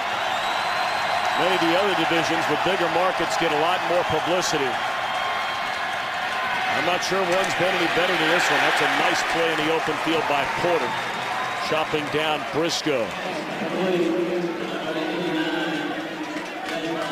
Off to the NFC East is ballyhooed. They haven't been able to carry the weight this NFC South has for a decade. No, I tell you what, Porter, this is a nice job, because if he steps out of that, I don't know that there was a whole lot. You can see right there, there's nothing between him and the end zone right there. That's a great open field tackle by Tracy Porter.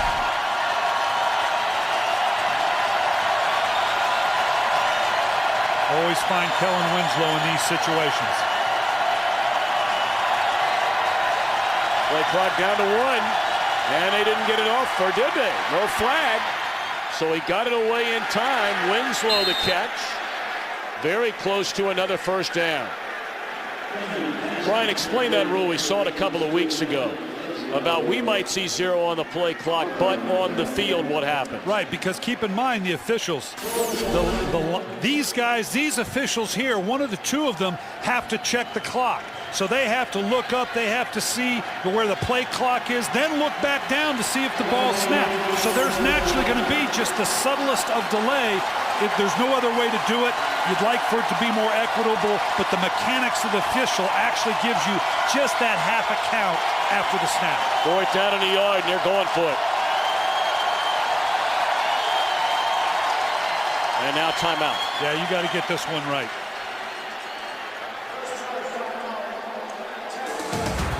Fourth and 1 when we come back.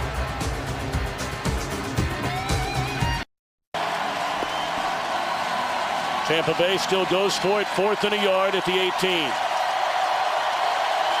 We're going to test the resolve right here. Can you run forward, or do you need to go a little quick play action fake? Oh, Freeman was going to step away and throw. Now does so, and it's a touchdown.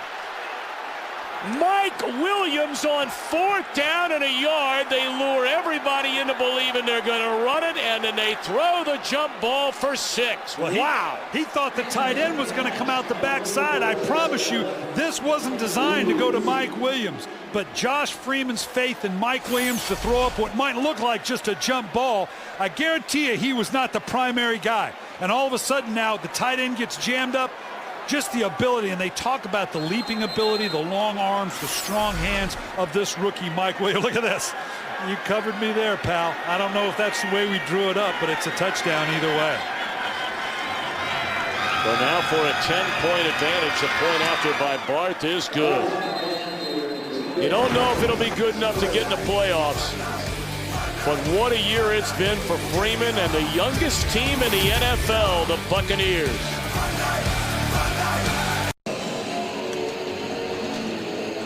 After the fumble by Drew Brees, Tampa Bay cashes in on 4th and a yard. We're going to go back to that touchdown in a moment. And Brian Billick, you're going to tell us what happened to the guy they thought they were going to be throwing the ball to, Kellen Winslow. And you got to love that as a coach. No way the way you practiced it, but it's still a touchdown. Life's good.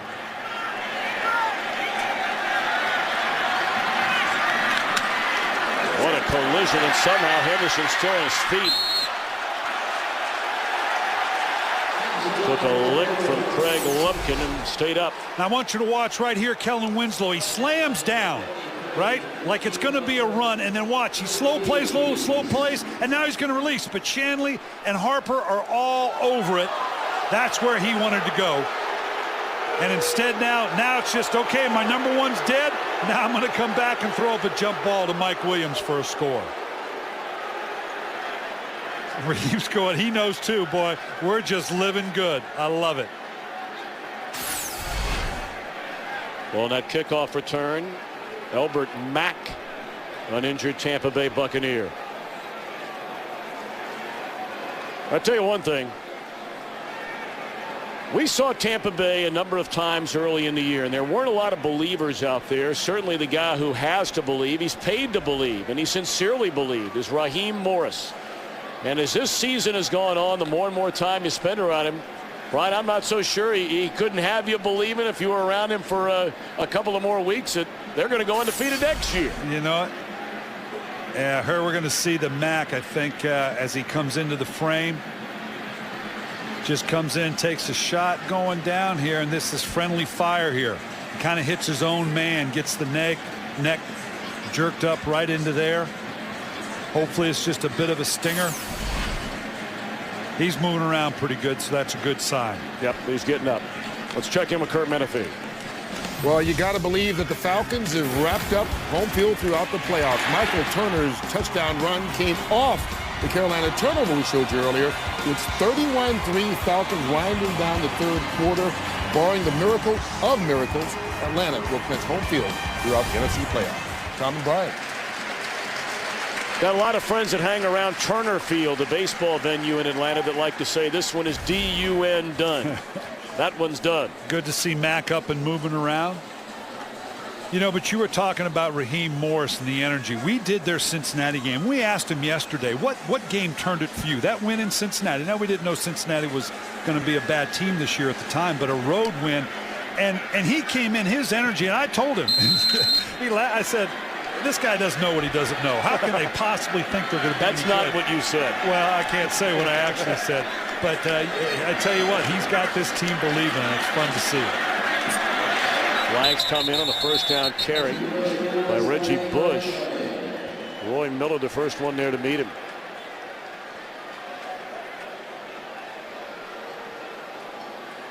Well, we talked about the open, Tom, both these teams. Holding, offense, number 73, 10-yard penalty, replay, first down.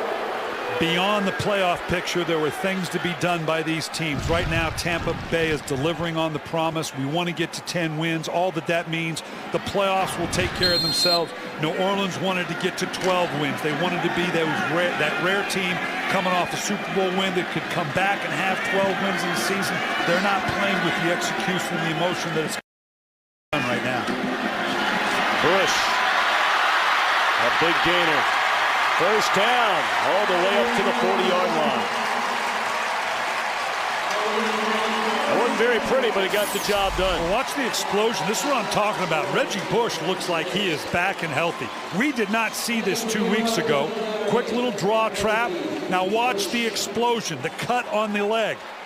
That's what we weren't seeing the last couple weeks. It looks like he is back and healthy, and they're going to need this going into the playoffs. Bush now split wide left on first down. And Breeze is sacked all the way back into 31, but this could be a face mask penalty on the sack by Sean Jones. Roy Miller also there. Styles G. White.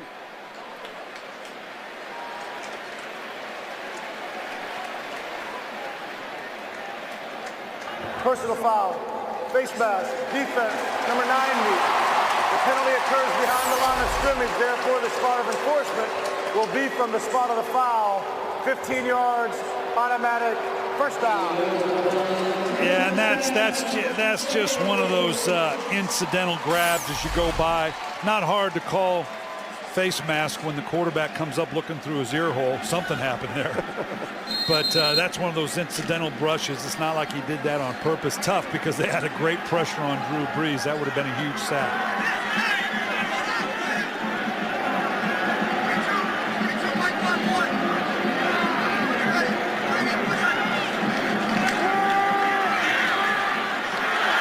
Screen to Bush.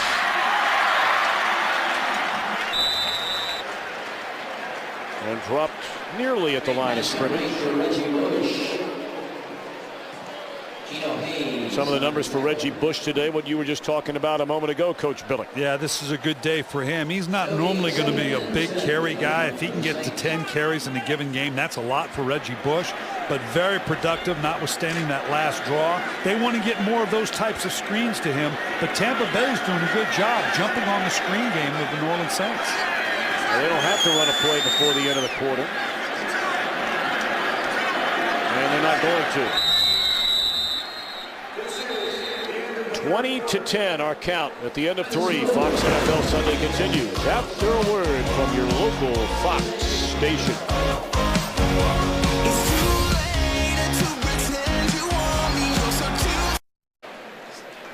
20-10 Tampa Bay at the end of 3 quarters. But New Orleans from its own 48-yard line, a 2nd and 10 upcoming. They've been beaten up today. They were beat up before the game started as far as players available on offense. No Marcus Colston, no Jeremy Shockey, no Pierre Thomas. Lost Jimmy Graham earlier in the game. And certainly a healthy Reggie Bush. What a throw. Made sure Bush could get it. Threw it to his back shoulder, sideline shoulder, where he could get it. Well, and you've got the matchup out here. Reggie Bush on a safety. That's all Sean Payton's doing right here is looking, or I should say Drew Brees, where are my matchups? That's rare to see that type of timing, a little throwback to a running back. Typically you see it with the wide receiver. Reggie Bush very much like a wide receiver when they break him out. It's a career high in pass attempts this season for Drew Brees. Over 650 passes on the season. Nearly intercepted. Rondé Barber got his fingers on it. Tom, we're going to go to a Billick 101 here because it's really testing Sean Payton.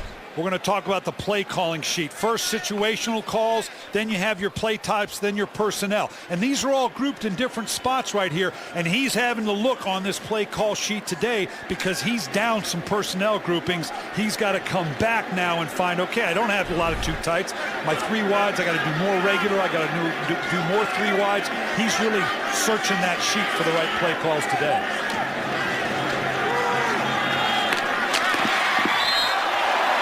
Meacham shoved out of bounds by Lewis. Crowd wanted a penalty. Of course, Meacham got tangled up with a photographer along the sideline and had to be helped off the field in Atlanta the other night. Boy, Sean Payton was really upset about it. Harkening back to what a mascot in Tennessee a few years ago that sidelined their quarterback for a game. Yeah, it's tough enough going on in between the lines. You don't lose play because of what's going on outside of the lines. 3rd down, then a big one for the Saints. And they'll get it on the completed pass to Arrington.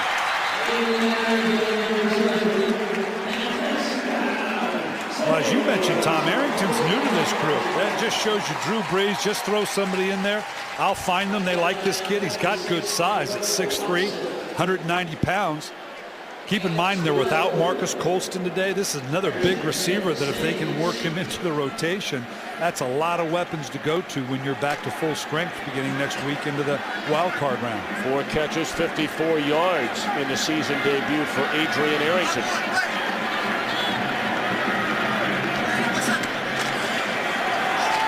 And here's Meacham on the end around. What a play by Barber. Another veteran move by Rondé Barber. He says, I'm not buying this. He's on the outside. They motion the fullback back in. He can see through to the backfield. He goes, nah, this doesn't look right. Something's not right about this. The receiver kind of slow played inside. I can't be a factor inside. I'll just stay home and do my job. He's seen this a million times. You're not going to fool Rondé Barber.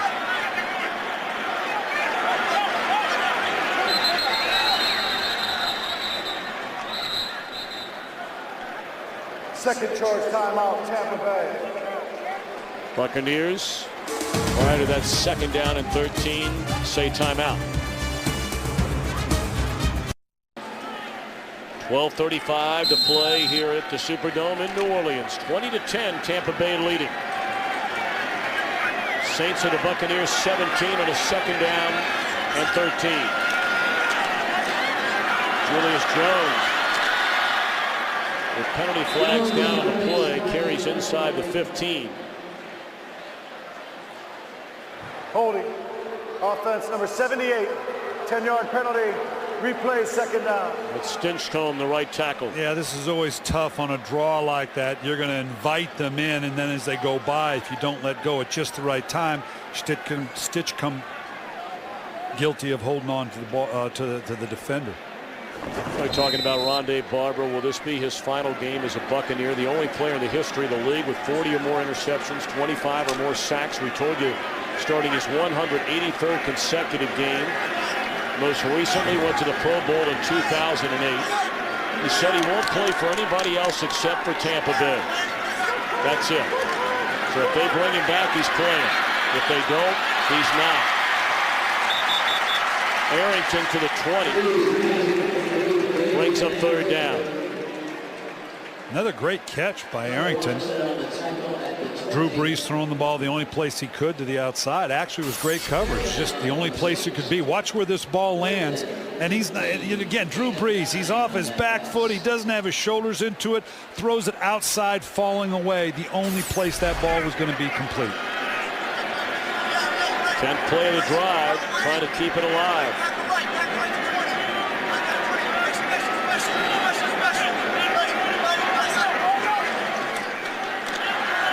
Brees steps up and right through the hands, it looked like, of Humphrey.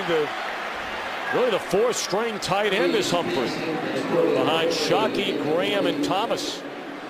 I don't know, maybe a different look, and this wasn't as good a throw as maybe I thought it was. Well, a little bit high. You can see him coming across the field. The safety's coming in over the top. You got to be careful, otherwise you get another pick like we had to end the half. Ball's just a little high, but you're throwing the guy open. If you throw it any other place, you got no chance of completion. If that's Graham, maybe that's a touchdown. 38-yard field goal try by Huntley.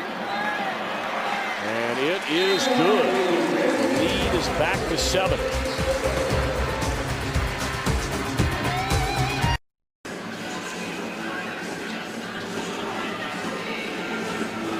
(20-13).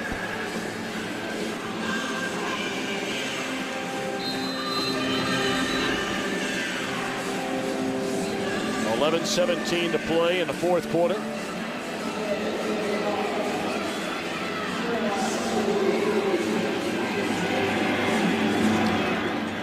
Tampa Bay trying to get to 10 wins and hoping for help from the Bears and the Redskins later today. 20-13 with 11:17 to play here at the Superdome in New Orleans. Talked about what a great season it's been for Josh Freeman. How good has he been again today? Well, look how efficient. 18 of 22. No turnovers. The young man continues to get better and better.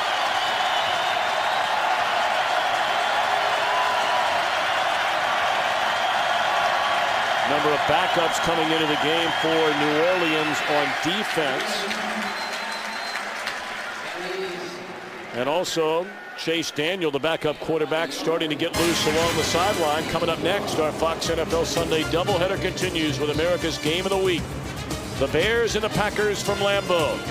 Others will see the Giants and Redskins, some the Cowboys and Eagles. Our coverage begins right after this game here on Fox. Here you get a look at Chase Daniel alongside Drew Brees. Daniels may be coming in. We'll see.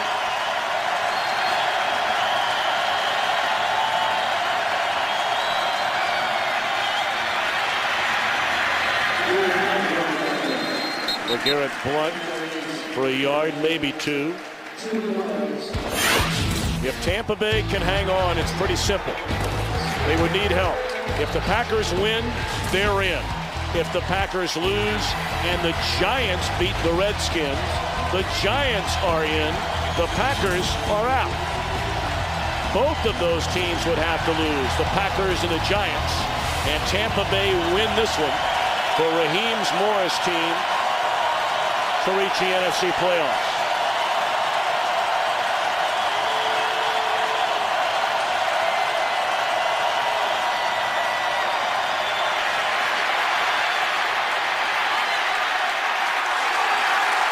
And a penalty flag comes in. That might be a horse collar, which would be an automatic first down on what would have been a third down incompleted pass. Yeah, he just needed to let him go out of bounds. This play is dead when he gets to the outside. They're sorting it out right now.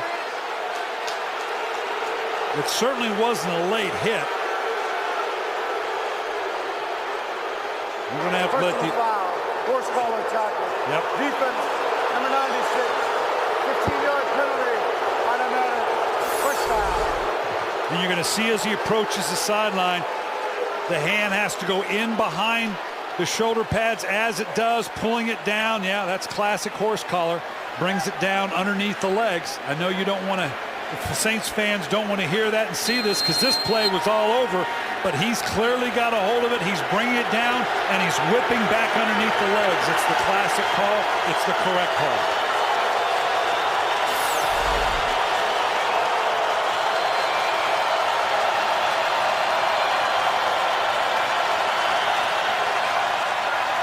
Play fake to Blunt. And a flip to Blunt.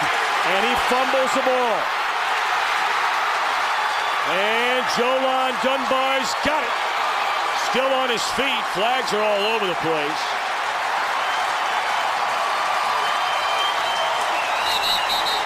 Perhaps a second-year quarterback mistake right there by Freeman. Just on the give to Blunt. And then if there's a knock on Blunt, it's his inability to protect the football when carrying it. Yeah, and he was surprised by this. He's going back for protection. All of a sudden, wait a minute, I got the ball. But at that point, you do have to hold on to it. That's a comedy of errors, boy. You hate to see Tampa has played so well. You hate to see them be victimized by this. Alex Brown, who got the horse collar tackle a minute ago, stripped the football from Blunt, and then Dunbar picks it up. Would the game clock operator please reset the game clock to 9 minutes, 15 seconds. 9 minutes, 15 seconds on the game clock, please.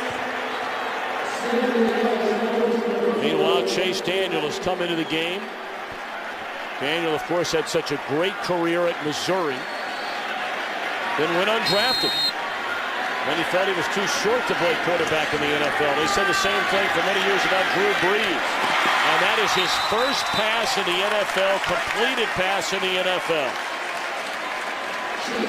And smart move by Sean Payton. Get him outside the edge a little bit. Don't make him make that first throw from the pocket. Sean Payton only jokingly say, well, we got Chase Daniels here because Drew wanted someone that made him feel tall. So we got someone shorter. This was a great college quarterback, had a great career. Sure did. This is quite a situation to step into. Having never thrown a pass. Yeah. Well, he's played in games, but he's just come in and basically taken a knee. Jones nearly fumbled it for what would have been a second time in the game. And it's very close to a first down. And if I'm Raheem Morris, again, obviously a lot at stake for them. I'm loving what's going on here. Put my team in tough situations. We're a young team. We're learning. They'll learn from this. They're all about winning right now. Make no mistake. I'm kind of looking at a broader view, and yeah, they want to get to 10 wins, and we'll see if maybe Green Bay might lose, maybe New York might lose. That's all they're focused on right now.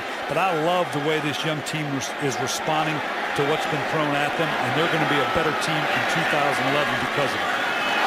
Right through the midst of Reggie Bush. And he covers it up, wrapped up by Sean Jones. That'll be a loss of 6. And I'll tell you this, and Raheem Morris will tell you the same thing. However this game ends, if indeed Tampa holds on, people will look at this here. This is just a little quick dive option. Throw it to the outside. Looks like it had a little bit of heat on it. But I tell you what, the New Orleans Saints and Sean Payton, they can look back and say, well, it's the end of the season. We didn't have anything for play for 3 quarters, for 3.5 quarters. The Tampa Bay Buccaneers have been the better team. There'll be no looking back on this one and saying, well, the circumstances, they're the better team today. And, of course, for the Tampa Bay Buccaneers, they are looking back on what happened 2 weeks ago. Oh, God. 2 weeks ago. And that was when the Detroit Lions ended a 26-game road losing streak. Where would they be today? This is going to be a hold against Tampa Bay. Flag came down on the punt. Well, you think back to that Detroit game. Oh, gosh. Yeah, we got to talk about that. Wow. Look at this. Gene's going to tell us. Joining the kick, holding number 31 of the receiving team. The result of the play is a touchback. The penalty will be enforced from the 20-yard line to the 10. First down, Tampa Bay. Timeout.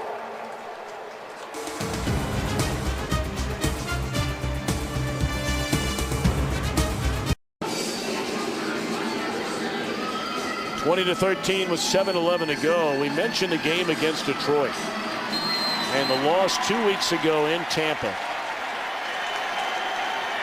That was an overtime loss for the Buccaneers. And let's not forget, there was a play in that game, offensive pass interference against Kellen Winslow, when Winslow scored a touchdown on the play. They took away a touchdown, had to settle for a field goal. Touchdown would have put him ahead. It would have won the game for him.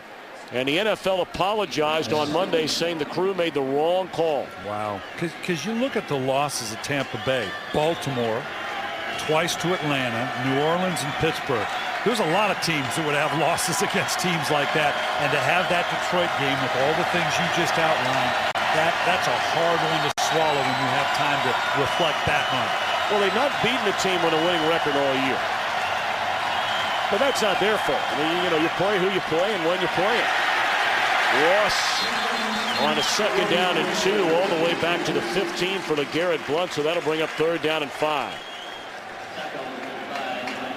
And I say it's not their fault. You know, you had a chance to beat some teams with winning records, but like you just said, all those teams you just said are going to the playoffs. It's hard to develop a quarterback and win at the same time. It's hard to develop a young team and win at the same time, and that's exactly what Raheem Morris has done, and it's going to be fun to watch these guys going into 2011, whether they make the playoffs this year or not.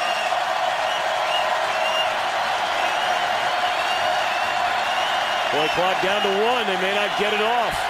They just do get it off. And apparently they did. Prior to the snap, timeout. Tampa Bay was called by number 24. Number 24 called the timeout prior to the veteran, snap. very savvy Carnell Williams. He knew what was going on. And he's the one who called timeout. That's a great move. Look at right here. He's watching the clock. He knows the quarterback's looking at some other things. He turns and calls it because he knows the ball's not going to get off. And we saw it earlier in the end of the first half where Josh Freeman and the center, Zutah, got after each other. Keep in mind, you're bent over. You're looking between your legs. You're having to see what the defense is doing. That's a lot to process. That's a good veteran move by Carnell Williams.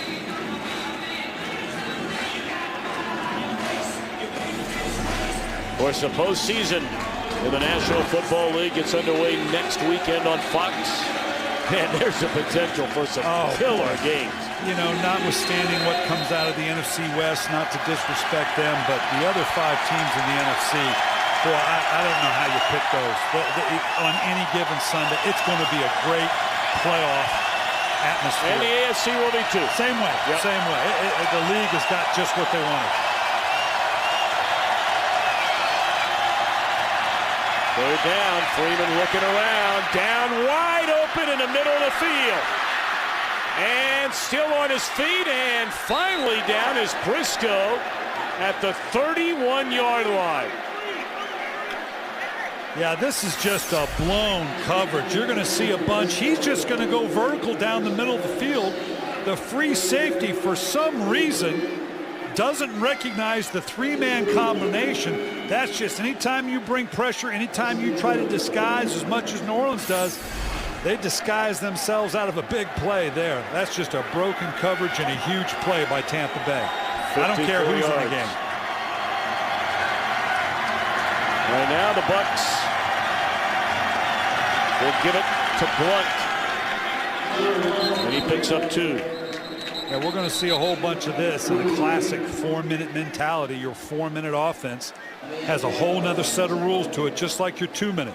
4-minute offense says run the ball, running back, make sure you cover up 1, stay in bounds on 2, and 3, quarterback, be prepared to take a sack rather than an incompletion.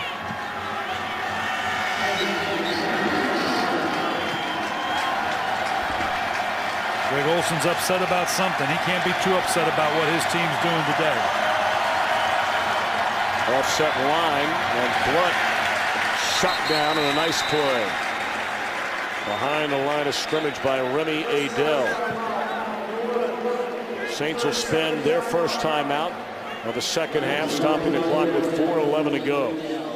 So again to repeat, the Tampa Bay Buccaneers are 4 minutes and 11 seconds away from a win. That's where this day started for Tampa Bay, knowing it had to win this game.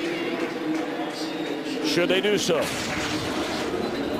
And quite both frankly, the Packers and the Giants must lose, and both of those teams will be playing on Fox at the conclusion of this game. And frankly, coming in, of all the scenarios, Tampa coming in and beating New Orleans was probably the one that most people would look at and say was the biggest stretch. All right, let me ask you, of the next 2 games, which one would surprise you if they lost the most? Green Bay. I think Green Bay is going to win. If they lose to Chicago at home, that would be a shock to me.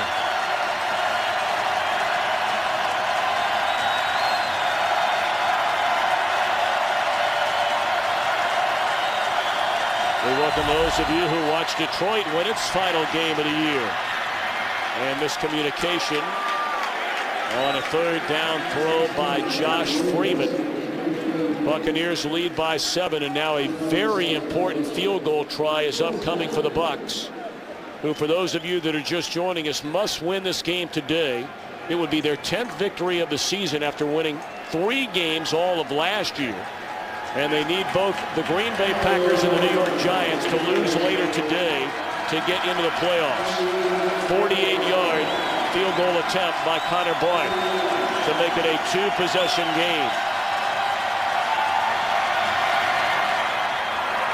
Right down the can.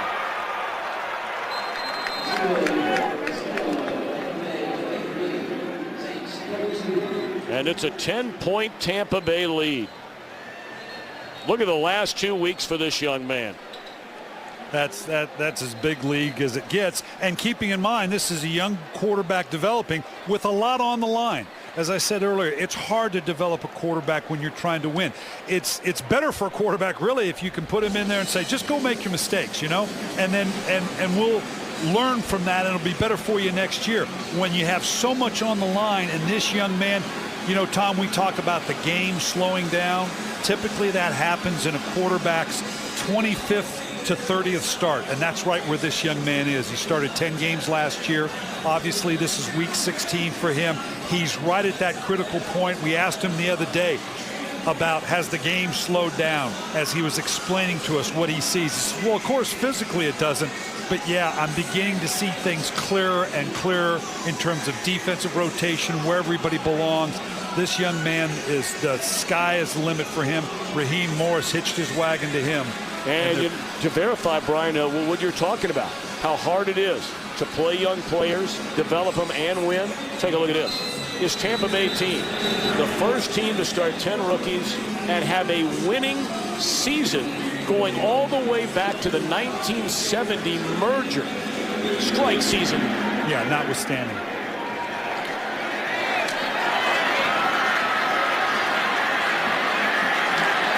Henderson up to the 30. Let's quickly send it back to Kurt Menefee. And a quick reminder that when you're done, more games with playoff implications. The Packers will host the Bears. A win, and the Packers are in the playoffs. Should Green Bay lose and the Giants knock off the Redskins, New York gets a postseason berth. We'll keep you updated on all the scores as we head towards playoff football. Tom, Brian? All right, Kurt, thank you. Brian, you were starting to mention about Raheem Morris hitching his wagon to Josh Freeman.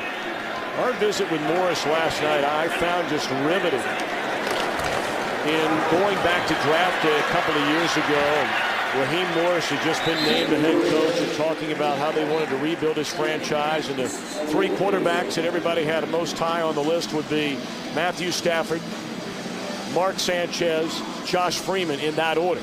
But because Raheem Morris had spent a year with Freeman at Kansas State, he said his list went Josh Freeman #1. Now, I don't know if he's just telling us that last night because he's had him for 2 years. No, but I think he believed it. And yes, he did, and that's very typical. And I found it interesting to listen to the process, as I always would be. He talked about, I laid back. I let my scouts and the coaches lay out what they thought the draft order should be. Right, I'm going to let them draw their own conclusions. And they saw the same thing to a degree, but that's when I finally step in and says, look, this is what I want. I know this young man. I believe in him.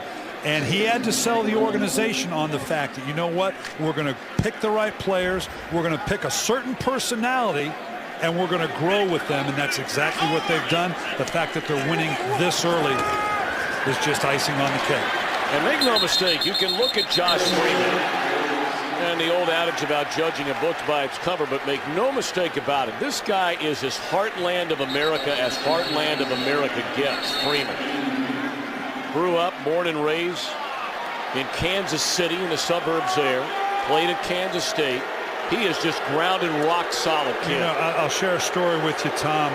His father had called Tony Dungy, knowing that he was going to Tampa Bay, and said, look, would you spend a little time with my son? He's in a new place. His mother and I obviously want to look after him. And Tony Dungy was happy to do that. And it wasn't but a couple weeks he called back and he said, I'd love to continue to visit with your son, but you know what? He doesn't need me. There's a lot of other young men that need my attention. This is a fine young man. He's going to do fine in this environment. He's just a pleasant man to visit with. And you can be offset by his personality a little bit because you wonder, and this was a concern, gee, where's the fire? Where's that it factor? But Raheem Morris saw it in this guy. He doesn't come across that way. He's very soft-spoken. He's got a very congenial smile, but that belies the fact that he is a pure competitor because he's all about winning. Raheem Morris knew that and knew he had a gem in taking Josh Freeman with the 17th pick of the draft. 10-point game, 2:13 to go.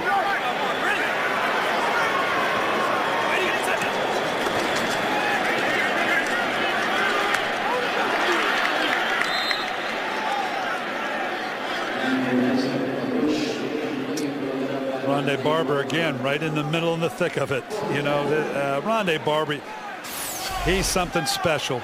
Seeing here, obviously, as the quarterback's progression and jumps in, he knows exactly where the ball's going.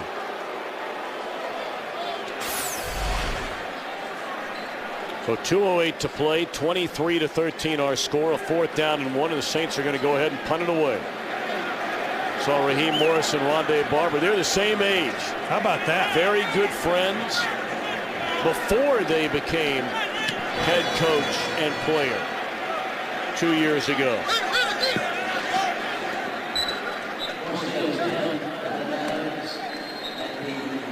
The punt takes us to the 2-minute warning. And friends are enjoying a few smiles on this Sunday in early January.